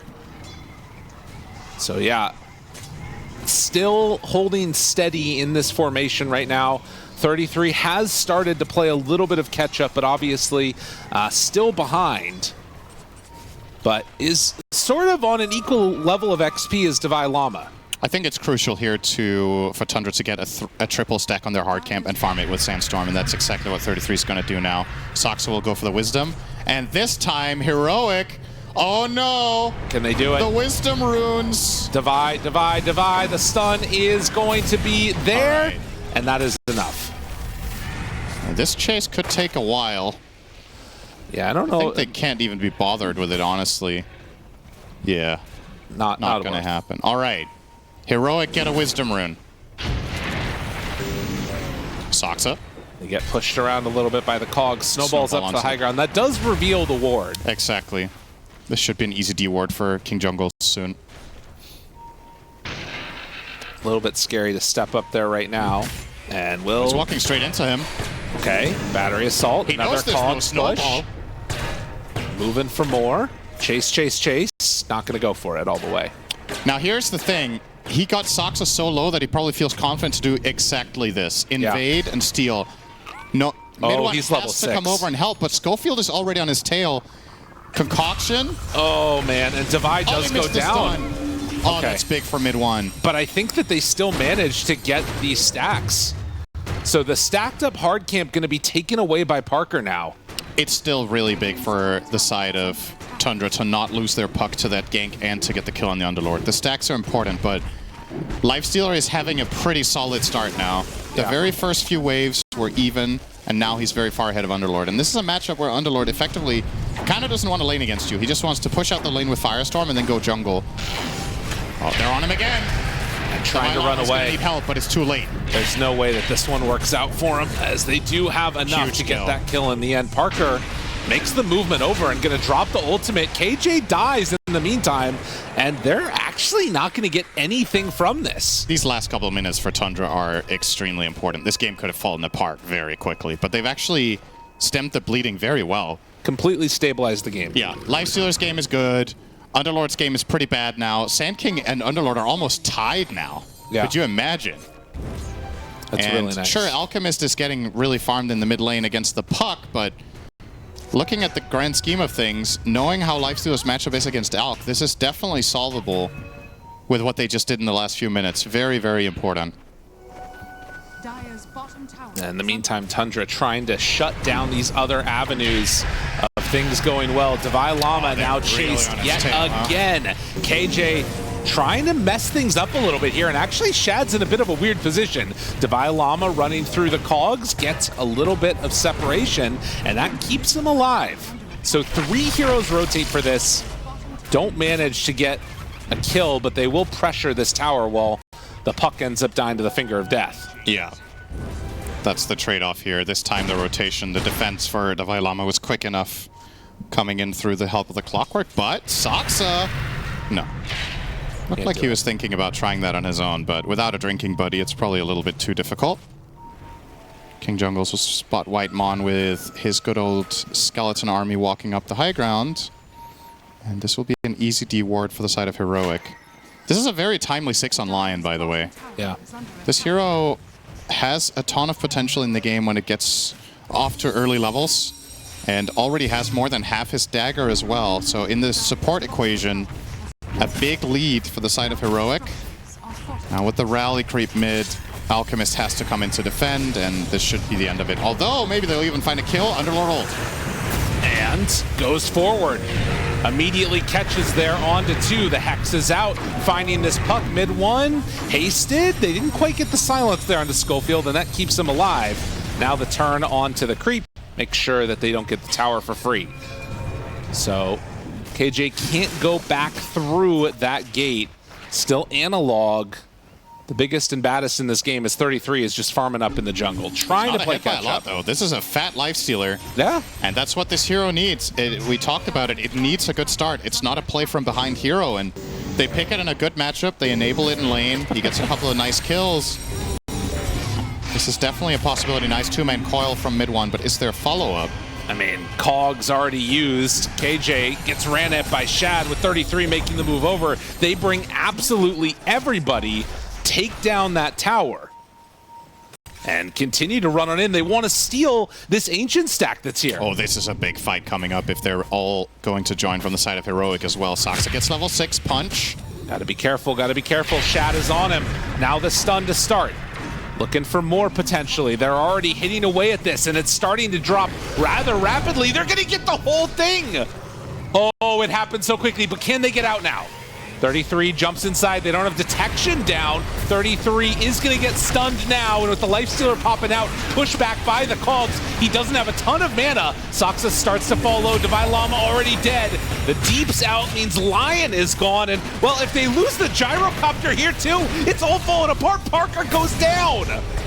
They bring way too many heroes to deal with this. KJ dies also, and Tundra have clawed their way back in this game. Yeah, that's definitely good enough. Sand King's game is recovered entirely from getting a big chunk of that stack as well with the Sandstorm. And yeah, you're now 1k gold up. Gyro shows up for the fight. 0 points in Rocket Barrage, though, and he doesn't have damage items yet. So how much does Gyro really do showing up to these fights? You offer a couple of flat cannon attacks and a somewhat half-decent call down, but you don't have that staying power that Rocket Barrage gives you in these moments when you go for this build. 4 into the homing missile. And Divine, he just can't catch a break. Everywhere he goes, he's dying. I mean, this is the hero that you're supposed to be able to stand in a lane and basically not get pushed out, not get bullied out. Let's take a look at this again. So much dead net worth on that Alchemist before the Radiance came out. And you see King Jungles is level 5 here. This is such a big difference. If he has the hook shot earlier in the fight, maybe he can connect on mid 1 and find a kill on the Puck. Maybe he can get in and save his Gyro, but has to walk the long walk in there with just his brown boots. Extremely poor here on the clock. And Tundra, honestly, now in a very, very good position. And they're gonna do what they've done so many times to Heroic before. Time for the 14-minute Wisdom Rune. And Heroic, like many times before, forgot to look at the clock. And Davai Lama is walking straight down bottom. Is he dead now? Yeah, I think he's going to walk right into him. Oh, wait, it's 14 minutes? I mean, this is just not good. Yeah. Oh, no. They are getting absolutely demolished. Yeah, that's just not good. Yeah. I don't know. What else can you say? They were just not ready whatsoever. Tundra had that pre-planned way before, and they reap the rewards. Not only the rune, but they also get the kill. Now they're invading the enemy triangle, so they're taking the space away from the Alchemist, who... I mean, Analog still does have pretty good farm of the Radiance, but picture this. He is behind the Lifestealer as mid-Alch who had a free lane and a head start. So... yeah, and they're going to have the Radiance on the Lifestealer now. If he wants to go back for the Aghanim Scepter also, like, he doesn't necessarily need to, because honestly, the Gyrocopter's damage is not that insane right now, but they just have everything that they need. How do you kill this Lifestealer in this game?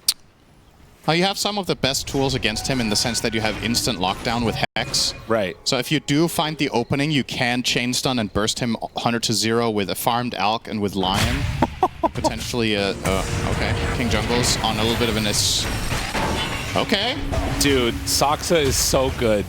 What the hell? Just chasing him around this area. They had one ward in the area, wasn't able to keep him alive. And Davai Lama, he will manage to TP out. Now the turn. Stun. Davai Lama cancels his TP. They can't touch White Money. He has 4 in the heal, and he has Pavis. 20 sticks. And in the meantime, mid one with the Lion again. Will be brought down. Another concoction. Are they thinking about going? Shad tanks the stun. And Shard not going to block him off. But a full Bloodstone done at 16 minutes for 33. Not sure what I think of this Gyro build, by the way. This looks like a jack-of-all-trades kind of build. Right. He's got Falcon Blade, Dragonlance, and Yasha. So multiple small build-up items, but nothing that really amounts to, you know, your big-ticket farming item like Ags or Crystallis, or both. Right. And now he's going straight for the BKB afterwards. I'm a little bit concerned about Parker's ability to output.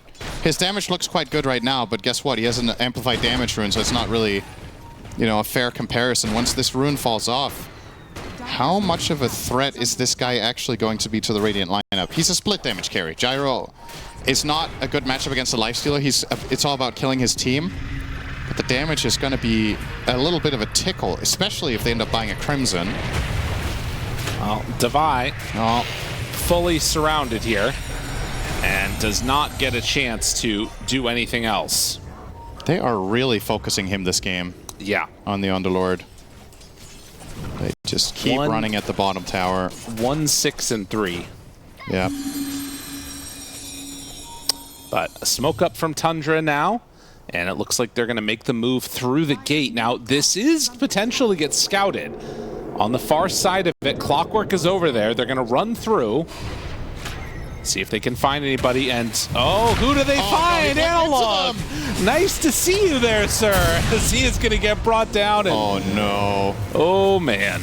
King Jungles will hit the hook shot, so probably, actually not even safe. Coil. Has it. Right in range. Nah, no vision. Jumps. Doesn't matter. Finds him. Now looking for more. With Shad in the area, it's going to be Radiance Burn and a right click. And he too is going to die. Damn, Lifestealer is such an insane hero, huh? Can you believe it? I want that compilation. It was just like 5 minutes of unbroiled rage from you at this hero. Okay, so here's the thing about Dota that is so cool, is that a hero like Lifestealer can be bad for an entire patch and in almost every game, but I'll make the case that I think every hero in Dota is good sometimes in pro games. In the right draft with the right info. Every single hero can be good. Okay. And this is a good draft for Lifestealer. It's one of the best possible games you could pick it in. And I was saying, I want to see if the shortcomings of the hero are that significant. And no, they're not. This is really good looking right there from them as they take down the Lion. Whatever he wants. They don't have the damage. Divine Llama also in trouble.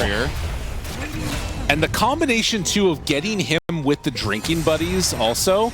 Yeah, it helps Like, for sure. It's he has so much damage right now. In mid one, just looking for more. We'll get pushed back a moment there by the Cogs.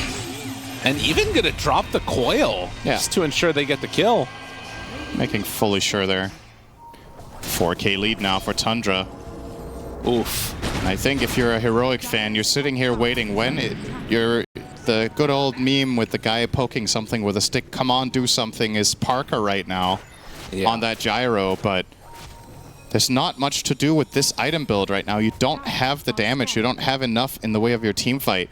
But there's a couple of key items coming up. So his BKB is almost completed. Alk BKB is almost completed. And maybe with those items, they can stand their ground and deliver. Stun. They're in. Onto one, but the Solar Crest is there, trying to keep Shad alive, and indeed they're going to be able to. Hop inside the little Enchantress, and let's see if she can survive through this one. Gets pushed around a couple times by the Cogs. Interrupted the epicenter. Nonetheless, they managed to find it. Shad gets the armlet off, full control. Do they have enough to bring them down? Looking for it, wants it, yes! Lifestealer is gone, but now Lion is dead for a second time in this fight. As they look for Divine Llama, they manage to find him. A double kill for 33. And at this moment, 20 minutes into the game, it's a 3,000 gold lead for Tundra, but they did lose the carry. Yeah, this is what often happens to Lifestealer in mid-game team fights until he gets really farmed, is he has this one rage and potentially an infest. Once that expires, you just get chain stunned and die. And he had a decent impact in that fight, specifically through, we're going to see the replay here, how much he tanked without dying in the first go. So this is a really good initiation. They're stacking the stuns too much, though. Schofield only got half the value out of his Hex, and that is the difference maker there. If he's holding the stun a little bit longer instead of throwing everything at him, you want to use the maximum stun duration against Lifestealer and stagger it properly. Oh, hang on. Supports taking a fight onto Analog, while in the meantime, mid one goes for the other ones. They do manage to get out, but now Shad jumping into the fight with that Sand King, but now the follow-up stun, so much AoE damage. It's not enough to bring down this Lifestealer, though. He's still going to keep that chase on, wanting to bring down the Underlord, while KJ backing away. Needs to run, ring around the Rosie, gets the Nether Rage off, and now it is going to be the Clockwork Dead. Shad chasing down Divine Llama. They are very low but on the stun, thinks about it, jumps in, finds Whitemon. It's enough to get that kill. Looks for mid one, but snowball save. And then the jump away. Walrus punch, triple kill. And Tundra come out on top of that one. And they'll take the tower here as well. Well, and it is important for them to get this done right now. This is probably, I'm not going to say this is when their lineup peaks, but it's definitely one of the best moments for them until Gyro starts getting a real damage item. He's now going to start, he's going for a pike. Huh? A moment ago he queued up Daedalus, and I was like, okay, the damage is going to arrive at some point from Parker, but if he gets pike as well, I don't know, man. It seems like damage is the name of the game right now. And Heroic are falling short. Well, you can see that they did do a nice little chunk there to the other heroes, but not quite enough in the end as, well, call down is there. They find 33 and Finger of Death, they bring them down. I mean, this is the other nice thing, right? You're playing Schofield together out there with, you know, an Underlord. You can make these sort of global plays happen. Uh-oh, Schofield. Puck sees him, just needs to jaunt down and coil. Bum, bum, bum, bum, bum, bum, bum, bum. Ooh, can he get two for the price of one? He still did. Parker. Oh, maybe not. The shards now pulls him in deeper. They're going in pretty far. That's BKB out. Now Analog wants to chase. Looking for more. They would love to get Shad here, and Schofield got him in his sights, but the silence comes out, means no follow-up. And now a coil. This is going to be a tieback on Lion. Oh, God. He's living. Let him live. Let him live. Jump forward. Stun now onto Puck. How does he get caught by that one? Mid one barely able to survive through this, and they're actually keeping away the rest of the team. Analog asks, guys, why are you chasing this Enchantress? Come and help me.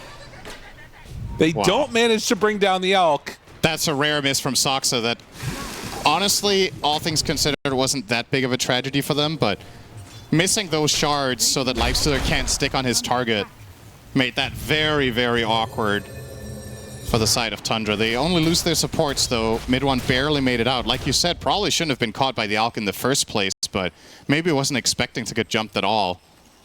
He will live. And I mean, when you see the fights unfold, honestly, this still feels like anyone's game. Yeah. It is definitely, without a doubt, a Tundra advantage. But you see the direction that Heroic can take the fights in to get the damage out and really put some pressure. If they get their chain stuns right, especially I think if they can find the Tusk early and kill him, that would open up the fight a lot for them. However, now they have to contest with an Aegis. They will scout it out, but they are just too late here. Underlord could ult, but they're not together, so not gonna happen. Should note there was a change up there in the itemization. Parker is going back for a Scotty now, and while I'm sure you have still a lot more room to grow for Analog, there's always that option of passing over the Aghanim Scepter, as we do see the hook shot kill KJ there by the mid one snap of the coil.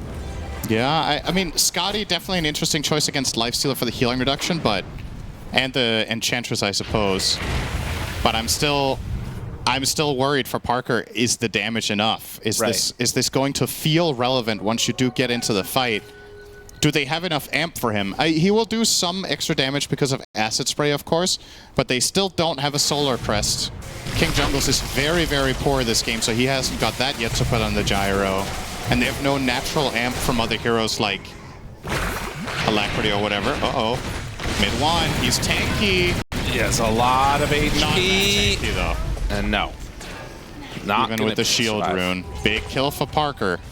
Should note, and I have to commend Schofield. I feel like he's keeping this game together. Right. For their side. He's been in 12 out of their 16 kills on this Lion. He has 5 finger stacks. He's really finding moments of opportunity.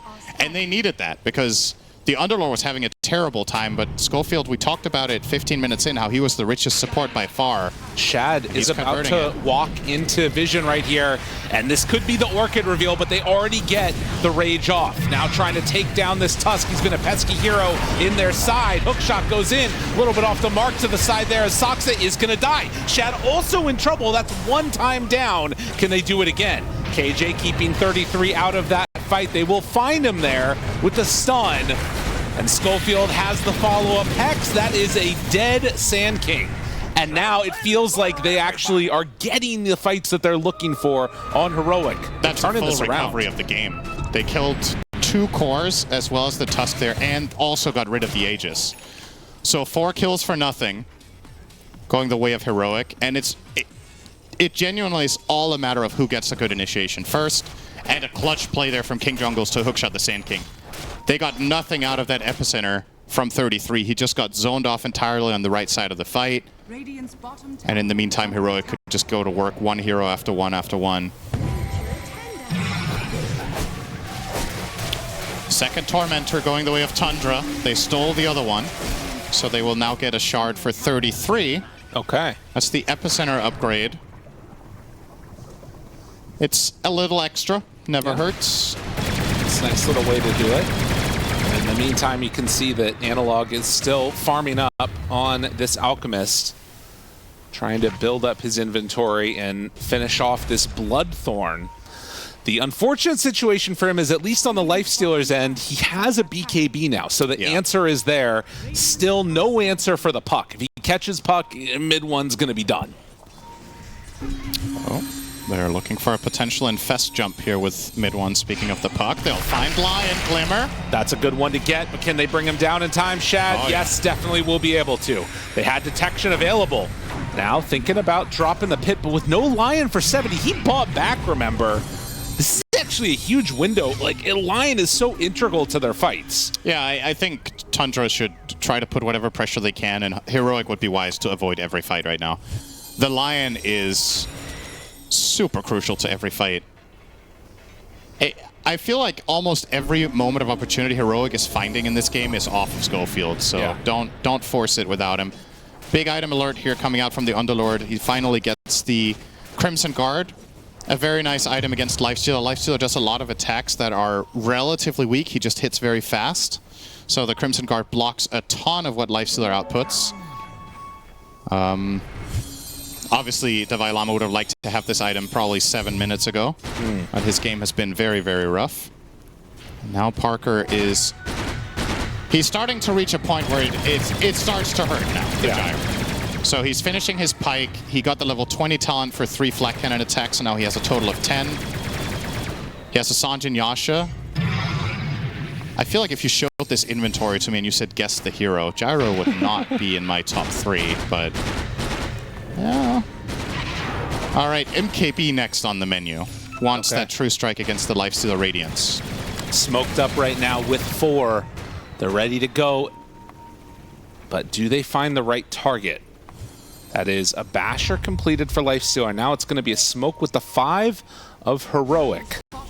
Yeah. I think ideally for them, Heroic really want to find the Tusk and the Sand King first. For the side of Tundra, you want to blow up line instantly. If you can find Schofield as your first target, I think the fight is just so free for you. At that point, Tusk can just stay outside, wait for somebody to get jumped by the Clockwork. He can blink Snowball Save, and you can turn it all around. And this is such a big wraparound here. An idea of what could be happening, but there's Parker a ward. Showing on a ward. There's a ward right in the area. The smoke breaks, and now they see him.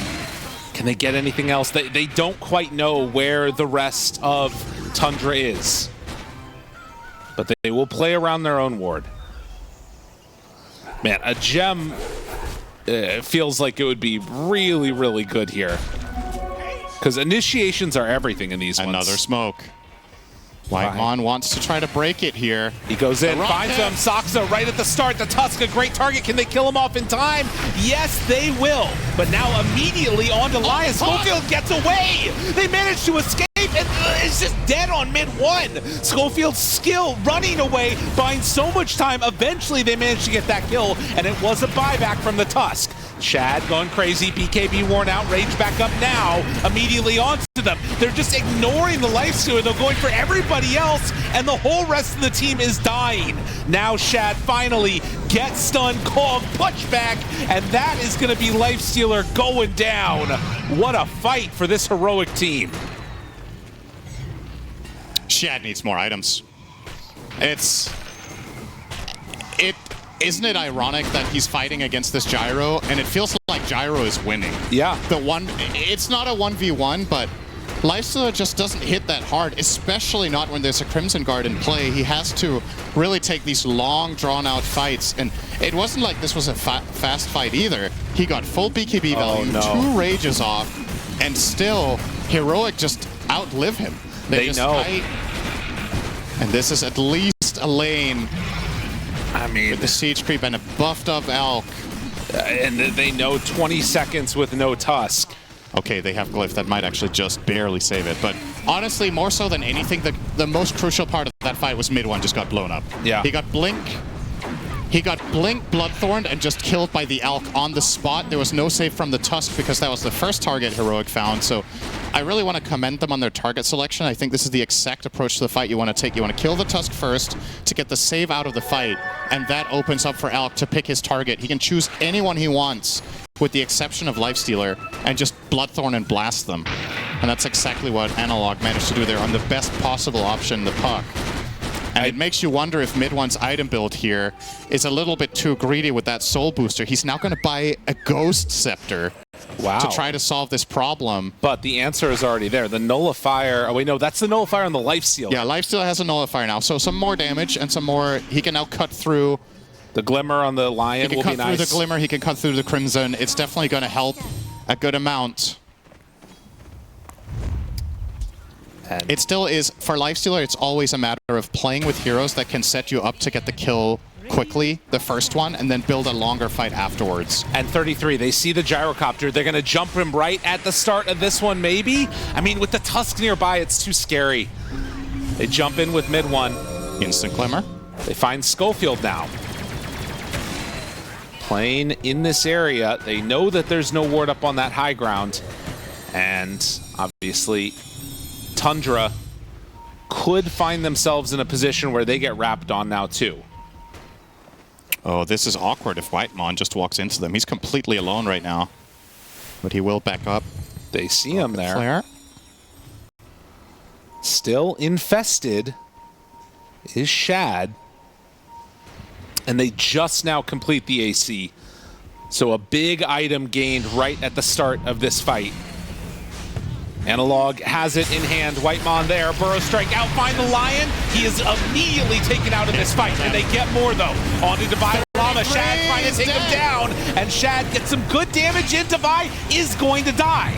Now another one. Can they get out of here? They got to be careful with no more rage. They're going to chase down Shad, chase down Saksa. Mid one, he can't really find his way into that fight either. It's going to be Whitemon chased down and killed on this Enchantress. Just like that, 3 dead from Tundra with no buyback. That one did not come for free for Heroic. They did have to expend a core and a support buyback, but the prize is much bigger than the cost here. They get 3 picks, they get the Roche. I wonder if Parker is even taking this Aegis. It feels like Tundra can't kill him. Yeah. So do you want to give this Aegis to somebody else? Do you want to give it to Devi? Is that a bit of a stretch here? Gyro is effectively 6-slotted. As we'll see this replay. Who takes it? It will be Devi indeed. So Aegis now on the Underlord. He has struggled so much with this pesky Lifestealer going on him every fight. This is a really, really big problem for Tundra. You look at how they structure their fights. They go for some sort of infest jump in to try to kill the Lion and then go for the next core. The problem is now that next core doesn't exist. Yeah. You can't kill Alk, realistically speaking. You can't kill the Underlord because he has Aegis, and the Gyro, we've seen a couple of attempts on that. That was not even remotely close to getting through him. He has 4,000 health, Paladin Sword, and a Skadi, 30 armor, and damage is just not what Tundra have going for them right now. So, as you pointed out in the beginning of this game, Lifestealer Axe might be a possible solution against the Gyro, and that is in his quick buy after Abyssal. But man, I still just feel like that damage, it just isn't enough. Right. Yeah, I mean, it always feels bad to have to buy BKB on the Lifestealer, and it feels like, you know, just needing that one more damage item, yes, it's going to be a constant problem. It's very true. This is an issue the hero will often fall into, that, like we said, you need the fight. You need to be able to hit for a long period of time. So a lot of the time you have to buy BKB. And it just means the relative strength of your hero compared to a Gyro with BKB, I feel like it's just, you know, it's an order of magnitude. Yeah. Let's see if this potential opening from 33 can do something. Devi would be the worst possible target. Daedalus on Parker. Shows himself for a moment, kills the whole wave. He is so huge on Gyro now. The other thing is, I mean, taking out Devi is nice, because then you at least don't have that passive to deal with, which is so annoying. But they can't kill him twice, right? This just, I don't see it. Again, I feel like Tundra are a little bit cornered in the sense that they have to jump the Lion. What if Schofield doesn't give them the opportunity? Well, he's kind of trying here. Making his presence known to mid one. Move in, Whitemon. Okay. And Drinking Buddies Snowball won't save him. Are they both just dead now? I think so. I'm not sure why that happened that way, but they find the backline Schofield. And now trying to go on to Parker. Do they have enough? Down to half HP. They need a little bit more. Where is the follow-up damage? Look at all the barriers this guy has. They just don't have enough. Although now, wait a minute, that is the Alchemist that he's gonna fall. Without Shad there, they managed to get that finish, and KJ gonna TP out now. They kill off 2 important heroes. That is such a big mistake from Analog. He blinked into the entire enemy team and just stunned himself. He didn't pop BKB. He thought he could blink and throw the stun. He self-stunned, then he got chain stunned twice over and died on Alk. He was trying to zone off the entirety of the enemy team to protect his Gyro, which I think was a good play, but he did not pop the BKB, and he paid the price for that immediately. That is a huge kill going the way of Tundra. He also does not have buyback right now, and it looks like they're getting set up to try and pressure a little bit here. They don't push that fast, though. It's true enough. But let's see what they can do. Add it to the tally of issues of life. As Shad steps on in, they find KJ. These kills, they compound. 35 seconds with no out. Shad's cornered.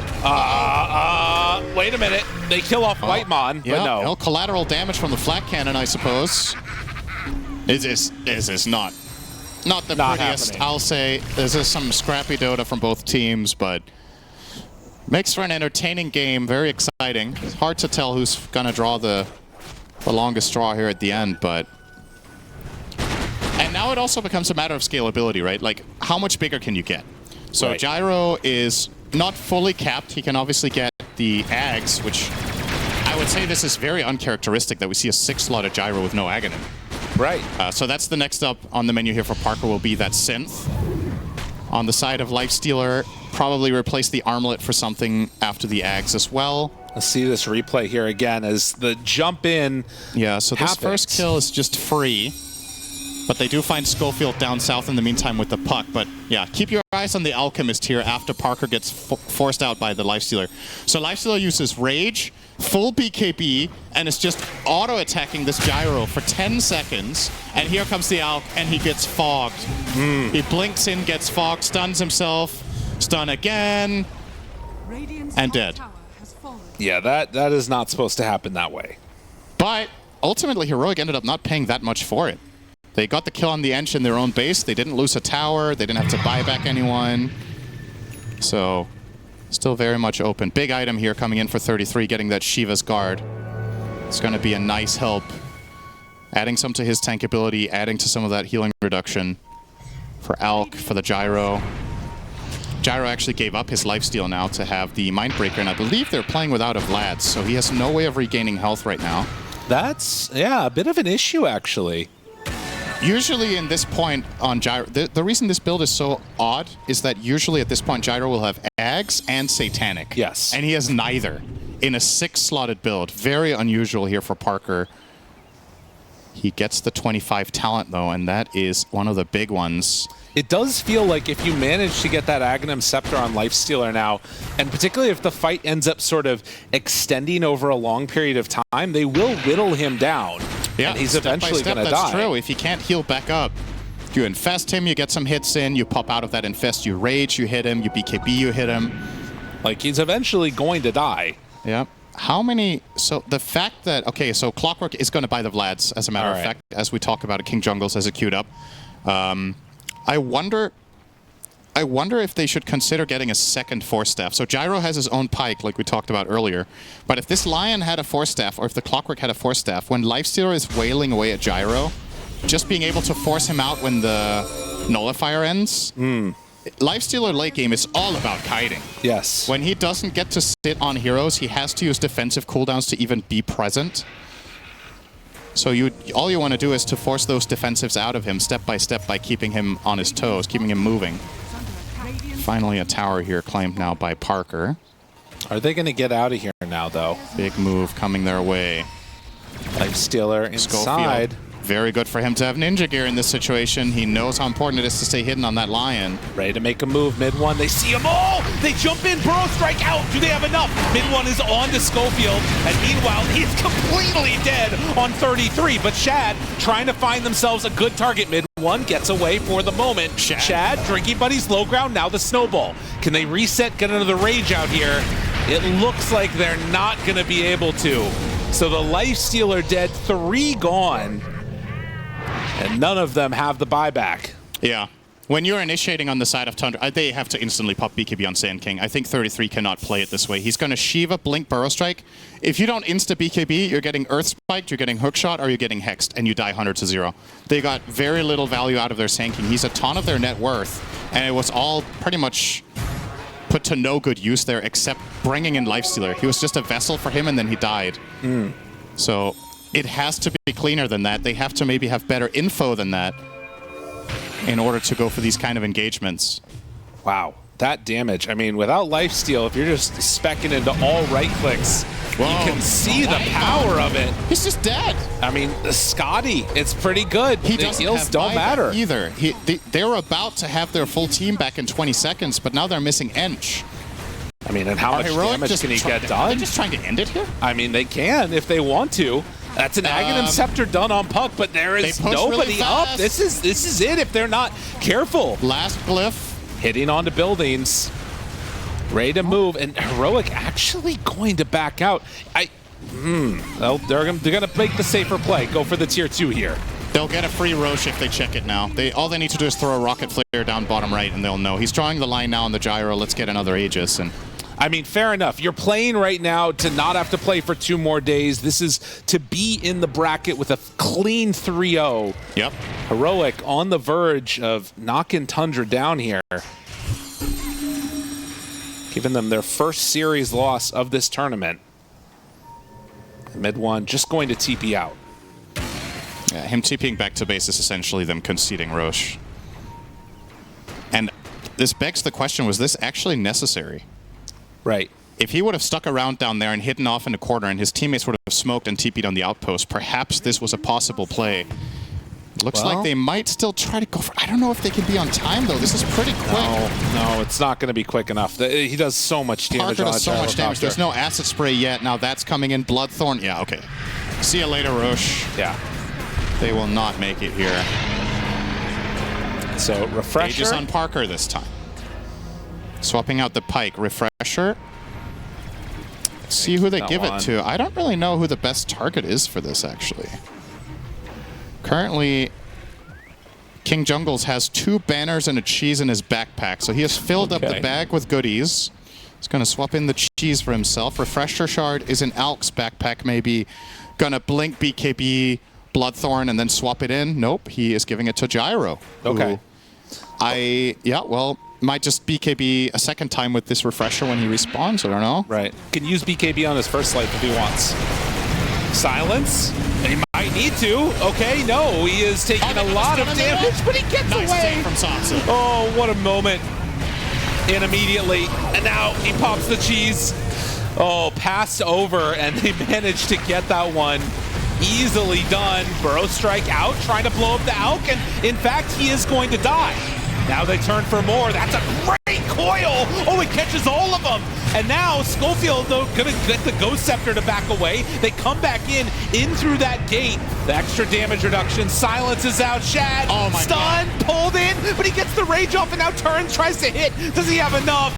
It does not look like it. He does have buyback, but without the Tusk, it's so hard to make this fight work. They kill off the Enchantress. 3 versus 5. They gotta try and hold, but it is not looking great. And 33 out of the base, cannot get there quick enough. Now goes for the Burrow Strike, and mid one gets completely eviscerated. They have the buyback, but the Hex is there. Another one connecting, trying to take down that Clockwork. The stun is out. Do they have enough to take down Shad? It looks like they're just about going to. He can't get an infest target, and he is dead for 2 minutes. Tundra are going to lose this game. Heroic. They move on to the main event. Beautifully played with the pause for cinematic effect. Misclick. Sorry. Says Devi. Yeah, what a game. This is the type of game where there's quite